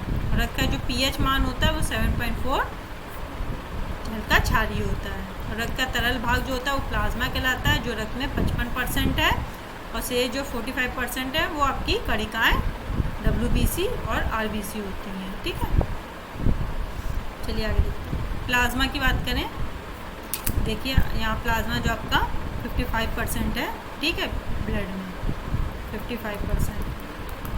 तो ये देखिए आप प्लाज्मा, ठीक है, ये जो फ्लूइड के रूप में आपको ये दिख रहा है, ठीक है, ये आपका प्लाज्मा है। प्लाज्मा में लगभग 92% जल, आपका 92% तो आपका H2O है, ठीक है, 8% आपका कार्बनिक और अकार्बनिक पदार्थ घुलित या क्लोराइड के रूप में होते हैं। और प्लाज्मा शरीर को आपका रोग प्रतिरोधक क्षमता प्रदान करता है, ऊष्मा का समान वितरण करता है और हार्मोन को एक स्थान से दूसरे स्थान पर ले जाता है। ये आपका प्लाज्मा का काम है। फिर हमारे जो कणिकाएँ होती हैं, जो RBC और WBC, RBC मतलब लाल रुधिर कणिकाएँ, ये कुल कणिकाओं का 99% होती हैं। ये केंद्रक विहीन होती हैं, ठीक है। इसमें हीमोग्लोबिन पाया जाता है, जिस हीमोग्लोबिन के कारण ही इसका जो रक्त का रंग होता है वो लाल होता है, ठीक है। और हीमोग्लोबिन O2 तथा CO2 को, ऑक्सीजन और कार्बन डाइऑक्साइड को शरीर में परिवहन करता है। इसकी कमी से रक्तहीनता, एनीमिया रोग हो जाता है। हीमोग्लोबिन की कमी से आपकी रक्तहीनता हो जाती है। और लाल रक्त कणिकाएँ जो होती हैं आपकी RBC किस में नष्ट होती हैं? प्लिया में नष्ट होती हैं, देखिए। अतः प्लिया को लाल रक्त कणिकाओं का कब्रिस्तान भी कहते हैं। काफ़ी इंपॉर्टेंट है, ठीक है। ये एक वयस्क मनुष्य में लाल रक्त कणिकाओं की संख्या लगभग 55 लाख पर mm³ होती है। इसका जीवन काल 120 दिन होता है। अगर हम WBC की बात करें तो ये प्रतिरक्षा प्रदान करती हैं, इसको ल्यूकोसाइड भी कहते हैं। इनकी संख्या 10,000 पर mm³ होती है। ये हमारी अस्थि मज्जा में बनती हैं, ठीक है। वो कहाँ, ये RBC कहाँ बनती थी आपकी, अभी आपने पढ़ा था प्लिया, ये इसको प्लिया को, इसमें प्लिया में नष्ट होती हैं, ठीक है।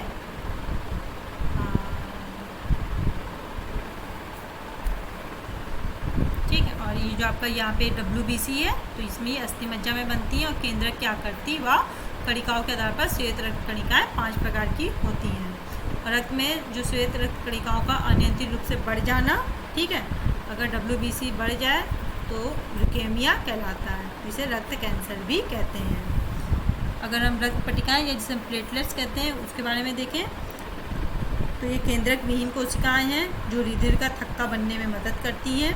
और इनका जीवन काल 5 से 9 दिन का होता है। ये केवल स्तनधारियों में पाई जाती हैं और रक्त फाइब्रिन की मदद से जमता है।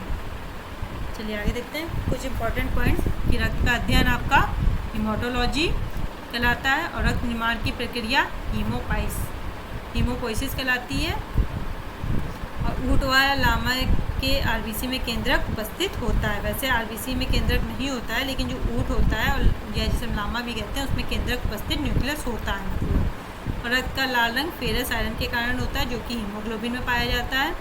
ऊंचाई पर जाने पर RBC बढ़ जाता है। और लाल रक्त कणिकाओं का मुख्य कार्य, RBC का जो मुख्य कार्य वो ऑक्सीजन का परिवहन करना है। और मानव शरीर में सामान्य रक्तचाप 120 पर 80 mm होता है। लाल रक्त कणिकाओं का जीवन काल 120 दिन होता है। ये कुछ एग्जाम पॉइंट ऑफ व्यू से इम्पोर्टेंट पॉइंट थे, इनको देख लीजिएगा। नेक्स्ट ब्लड ग्रुप की अगर हम बात करें, ठीक है, आपको पता ही है ब्लड ग्रुप 4 प्रकार का होता है, AB/AB/O। RH फैक्टर ऐसे ही देखने क्या होता है, तो इसकी खोज लैंडस्टेनर ने तथा वीनर ने की थी। और यह एक प्रकार का प्रतिजन है। जिन व्यक्तियों में यह पाया जाता है उनको RH नेगेटिव, और जिनमें नहीं पाया जाता है, जिनमें व्यक्तियों में पाया जाता है उनको RH पॉजिटिव, और जिनमें नहीं पाया जाता उनको RH नेगेटिव कहते हैं। चलिए आगे देखते हैं। इसी में कुछ इम्पॉर्टेंट पॉइंट, एक बार में मनुष्य 10% रक्तदान कर सकता है, 2 सप्ताह बाद पुनः कर सकता है, ठीक है। और ये आपकी जनरल नॉलेज के हिसाब से है। अधिकतम 42 दिन तक रक्त को रक्त बैंक में रख सकते हैं। और रक्त को 4.4 डिग्री सेल्सियस तापमान पर रखा जाता है, ठीक है, बहुत ही कम तापमान पे। और रक्त को जमने से रोकने के लिए इसमें सोडियम साइट्रेट, सोडियम डेस्ट्रेट व EDTA मिलाते हैं, जिसे प्रतिस्कंदक कहते हैं। ये कैल्शियम को बांध देते हैं, जिससे रक्त जमता नहीं है। RH फैक्टर की खोज रिसर्च बंदर में की गई, ठीक है, एक बंदर था उसमें की गई थी। सर्वदाता रक्त समूह O है, जो सबको देता है, वो कौन सा ब्लड ग्रुप है, O। और जो लेता है सबसे सर्वग्राही वो है रक्त समूह, ब्लड ग्रुप हमारा AB। इसी में जो रक्त वाहिनियाँ हैं उनका देख लेते हैं। शरीर में जो रक्त का परिसंचरण होता है धमनी, सिरा और केशिका के द्वारा होता है। ठीक है, आपने देखा ही था अभी आपका ये हार्ट में धमनी सिरा आपने यहाँ देखा ही होगा। ये देखिए ये धमनी और सिरा, ठीक है, आपकी इनके थ्रू ब्लड का आना और जाना, तो वही आपका यहाँ पे है। देखिए शुद्ध रक्त को, ये आपका हार्ट है, शुद्ध रक्त को हृदय से शरीर के अन्य अंगों तक ले जाने वाली जो वाहिनियाँ होती हैं उनको हम कहते हैं धमनी। ठीक है, और इनमें रक्त प्रवाह तेजी व उच्च दाब पर होता है। महाधमनी हमारी सबसे बड़ी धमनी है और फुसफुस धमनी में अशुद्ध रक्त प्रवाहित होता है। सिरा की बात करें तो शरीर के विभिन्न अंगों से, ठीक है, शरीर के विभिन्न अंगों से अशुद्ध रक्त को जो हृदय की ओर, ये आपका हृदय है, ठीक है, यहाँ पे ये आपका हृदय था, ठीक है, हृदय की ओर जो लाने वाली जो वाहिनियाँ होती हैं वो कहलाती हैं सिरा। ठीक है, इसमें जो आएगा इसके थ्रू ये सिरा। ठीक है, और जो आपकी जो फुसफुस सिरा में शुद्ध रक्त होता है। केशिकाएँ ये पतली रुधिर वाहिनियाँ हैं जिसमें रक्त बहुत धीमे बहता है। चलिए आगे देखते हैं। आगे हम पढ़ते हैं कुछ पोषक पदार्थ, न्यूट्रिशन। ठीक है, इसी में हम आपका प्रोटीन, विटामिन, वसा, कार्बोहाइड्रेट, इन सब के बारे में पढ़ेंगे। चलिए देखते हैं। तो पोषक पदार्थ मानव को स्वस्थ जीवन जीने के लिए दैनिक आहार में आवश्यक पोषक पदार्थ लेने होते हैं, जैसे विटामिन, प्रोटीन, कार्बोहाइड्रेट, वसा, खनिज आदि हैं। और ये सभी पोषक पदार्थ हमें फल, सब्जी, दूध, दही जैसे पदार्थों से मिलते हैं। और ऐसे आहार जिसमें ये सभी पोषक पदार्थ संतुलित मात्रा में उपस्थित हों संतुलित आहार कहलाता है। चलिए आगे देखते हैं विटामिन। ठीक है, तो विटामिन शब्द फंग ने दिया था, और विटामिन से शरीर को ऊर्जा प्राप्त नहीं होती है, परंतु ये शरीर में होने वाली उपापचय क्रिया का नियंत्रण करते हैं। इन्हें रक्षात्मक पदार्थ भी कहा जाता है। घुलनशीलता के आधार पर प्रोटीन विटामिन देखें तो जल में घुलनशील होते हैं बी, विटामिन बी और विटामिन सी। जो वसा में घुलनशील होते हैं वो होते हैं विटामिन ए, डी, ई, के। चलिए आगे देखते हैं। कुछ ये एक ट्रिक है जिसमें हम देखते हैं कि कौन सा रोग हो जाता है, ठीक है, किस विटामिन की कमी से। तो सबसे पहले ये देखिए जो हमारे ये देखिए, ठीक है, ए बी सी डी फिर ई के, ठीक है, A B C D E के। तो रवे सारे वर्ण, ठीक है, ये आप याद रखिएगा ट्रिक, रवे सारे वर्ण, ठीक है, रवे सारे वर्ण। ए से रतौंधी, बी से बेरी बेरी, सी से होता है स्कर्वी, डी से रिकेटस, ई से बांझपन, के से रक्त का थक्का ना जमना। ठीक है, ये एग्ज़ाम में देख लीजिएगा कि किस विटामिन की कमी से कौन सा रोग होता है, तो ये आप देख लीजिएगा। चलिए आगे देखते हैं प्रोटीन। तो प्रोटीन सबसे पहले जेलियस ने दिया, और ये जटिल कार्बनिक यौगिक हैं जिसमें 20 अमीनो अम्लों से बने होते हैं। और मानव शरीर का लगभग 15% जो भाग होता है वो प्रोटीन से बना है। कोशिकाएं एवं ऊतक जो होते हैं वो प्रोटीन के बने होते हैं, और प्रोटीन से शरीर को ऊर्जा मिलती है और यह शरीर की मरम्मत करते हैं। खाद्य पदार्थों में प्रोटीन सर्वाधिक मात्रा में दालों में पाई जाती है। इसके अतिरिक्त दूध, हरी सब्जियां, अंडा, मांस में भी होती हैं। चलिए आगे देखते हैं। 3 प्रकार की जो रासायनिक संरचना के आधार पर सरल प्रोटीन, संयुग्मित प्रोटीन और व्युत्पन्न प्रोटीन। सरल प्रोटीन में वे प्रोटीन जिनका निर्माण केवल अमीनो अम्ल से होता है, सरल प्रोटीन। एग्जाम्पल बाल, नाखून, दूध, हड्डियों में उपस्थित प्रोटीन। संयुग्मित प्रोटीन वे प्रोटीन जिनका निर्माण अमीनो अम्लों के साथ साथ अन्य समूह ग्लूकोज और लोहे के जुड़ने से, मतलब अन्य समूह या फॉर एग्जाम्पल ग्लूकोज लोहा के जुड़ने से होता है। जैसे ग्लाइकोप्रोटीन ग्लूकोज और प्रोटीन से मिलकर बनती है। हीमोग्लोबिन हिम यानी हीमोग्लोबिन में हिम यानी लोहा व ग्लोबिन प्रोटीन। और जो थर्ड टाइप है हमारा व्युत्पन्न प्रोटीन, वे प्रोटीन जिनका निर्माण प्रोटीन के जलीय गठन से होता है, जैसे पेप्टोन और पेप्टाइड। प्रोटीन की कमी से जो रोग होते हैं, एक होता है क्वेश्चरकर और एक होता है मरम्मत से। ठीक है, क्वेश्चरकर में क्या होता है, इस रोग में बच्चों के हाथ पैर दुबले पतले व पेट बाहर की ओर निकल आता है। और मरम्मत में क्या होता है, इस रोग में मांसपेशियाँ ढीली हो जाती हैं। 2 रोग होते हैं जो प्रोटीन की कमी से होते हैं। चलिए आगे देखते हैं कार्बोहाइड्रेट। ठीक है, कार्बोहाइड्रेट क्या होते हैं? कार्बोहाइड्रेट ये कार्बनिक पदार्थ हैं जो कार्बन, हाइड्रोजन और ऑक्सीजन को, आपका कार्बन, हाइड्रोजन और ऑक्सीजन, ठीक है, 1s2 को मिलाने से बनते हैं और यह शरीर को 50 से 75% ऊर्जा देते हैं और ये न्यूक्लिक अम्लों का निर्माण करते हैं। इसके प्रमुख स्रोत कार्बोहाइड्रेट के क्या है? गेहूँ, चावल, आलू, शकरकंद। 3 प्रकार के कार्बोहाइड्रेट होते हैं, मोनोसैकेराइड, डाइसैकेराइड, पॉलीसैकेराइड। मोनोसैकेराइड ये सबसे सरल कार्बोहाइड्रेट है। डाइसैकेराइड ये 2 समान या भिन्न प्रकार के अणुओं से बनी शर्करा है, ठीक है। और पॉलीसैकेराइड इसमें मोनोसैकेराइड के कई अणु मिलकर एक लंबी श्रृंखला बनाते हैं।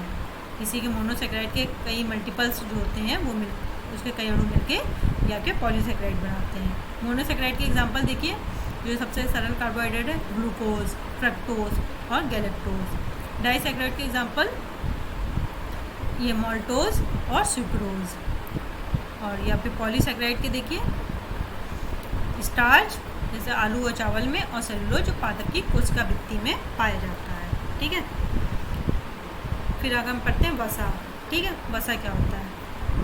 वसा कार्बन, हाइड्रोजन व ऑक्सीजन का मिश्रण है और इनसे हमारे शरीर को ऊर्जा मिलती है और ये हमारी त्वचा के नीचे जमा होकर हमारे शरीर के तापमान को नियंत्रित करते हैं।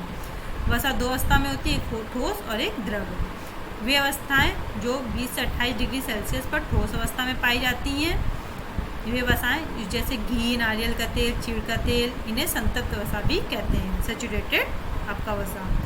द्रव वे वसाएं जो 20 से 25 डिग्री सेल्सियस पर द्रव अवस्था में पाई जाती हैं, जैसे सरसों का तेल, मूंगफली का तेल। और शरीर में इनका संश्लेषण माइटोकॉन्ड्रिया में होता है। इनकी कमी से होने वाले रोग कौन कौन से हैं? वसा की कमी से त्वचा रूखी व शरीर का विकास रुक जाता है और वसा की अधिकता से मोटापा बढ़ जाता है तथा उच्च रक्तचाप व हृदय की बीमारियां बढ़ जाती हैं। तो यहाँ पे ये कंप्लीट हुआ हमारा। तो गाइस ये पूरी आपकी यहाँ पे बायो कंप्लीट हो गई है, ठीक है। अगर आपको इसका PDF चाहिए तो कमेंट बॉक्स में आप अपना मेल ID ड्रॉप कर दीजिएगा, इसका PDF मैं आपको सेंड कर दूँगी। तो thank you guys for watching this video. Please like and subscribe this channel.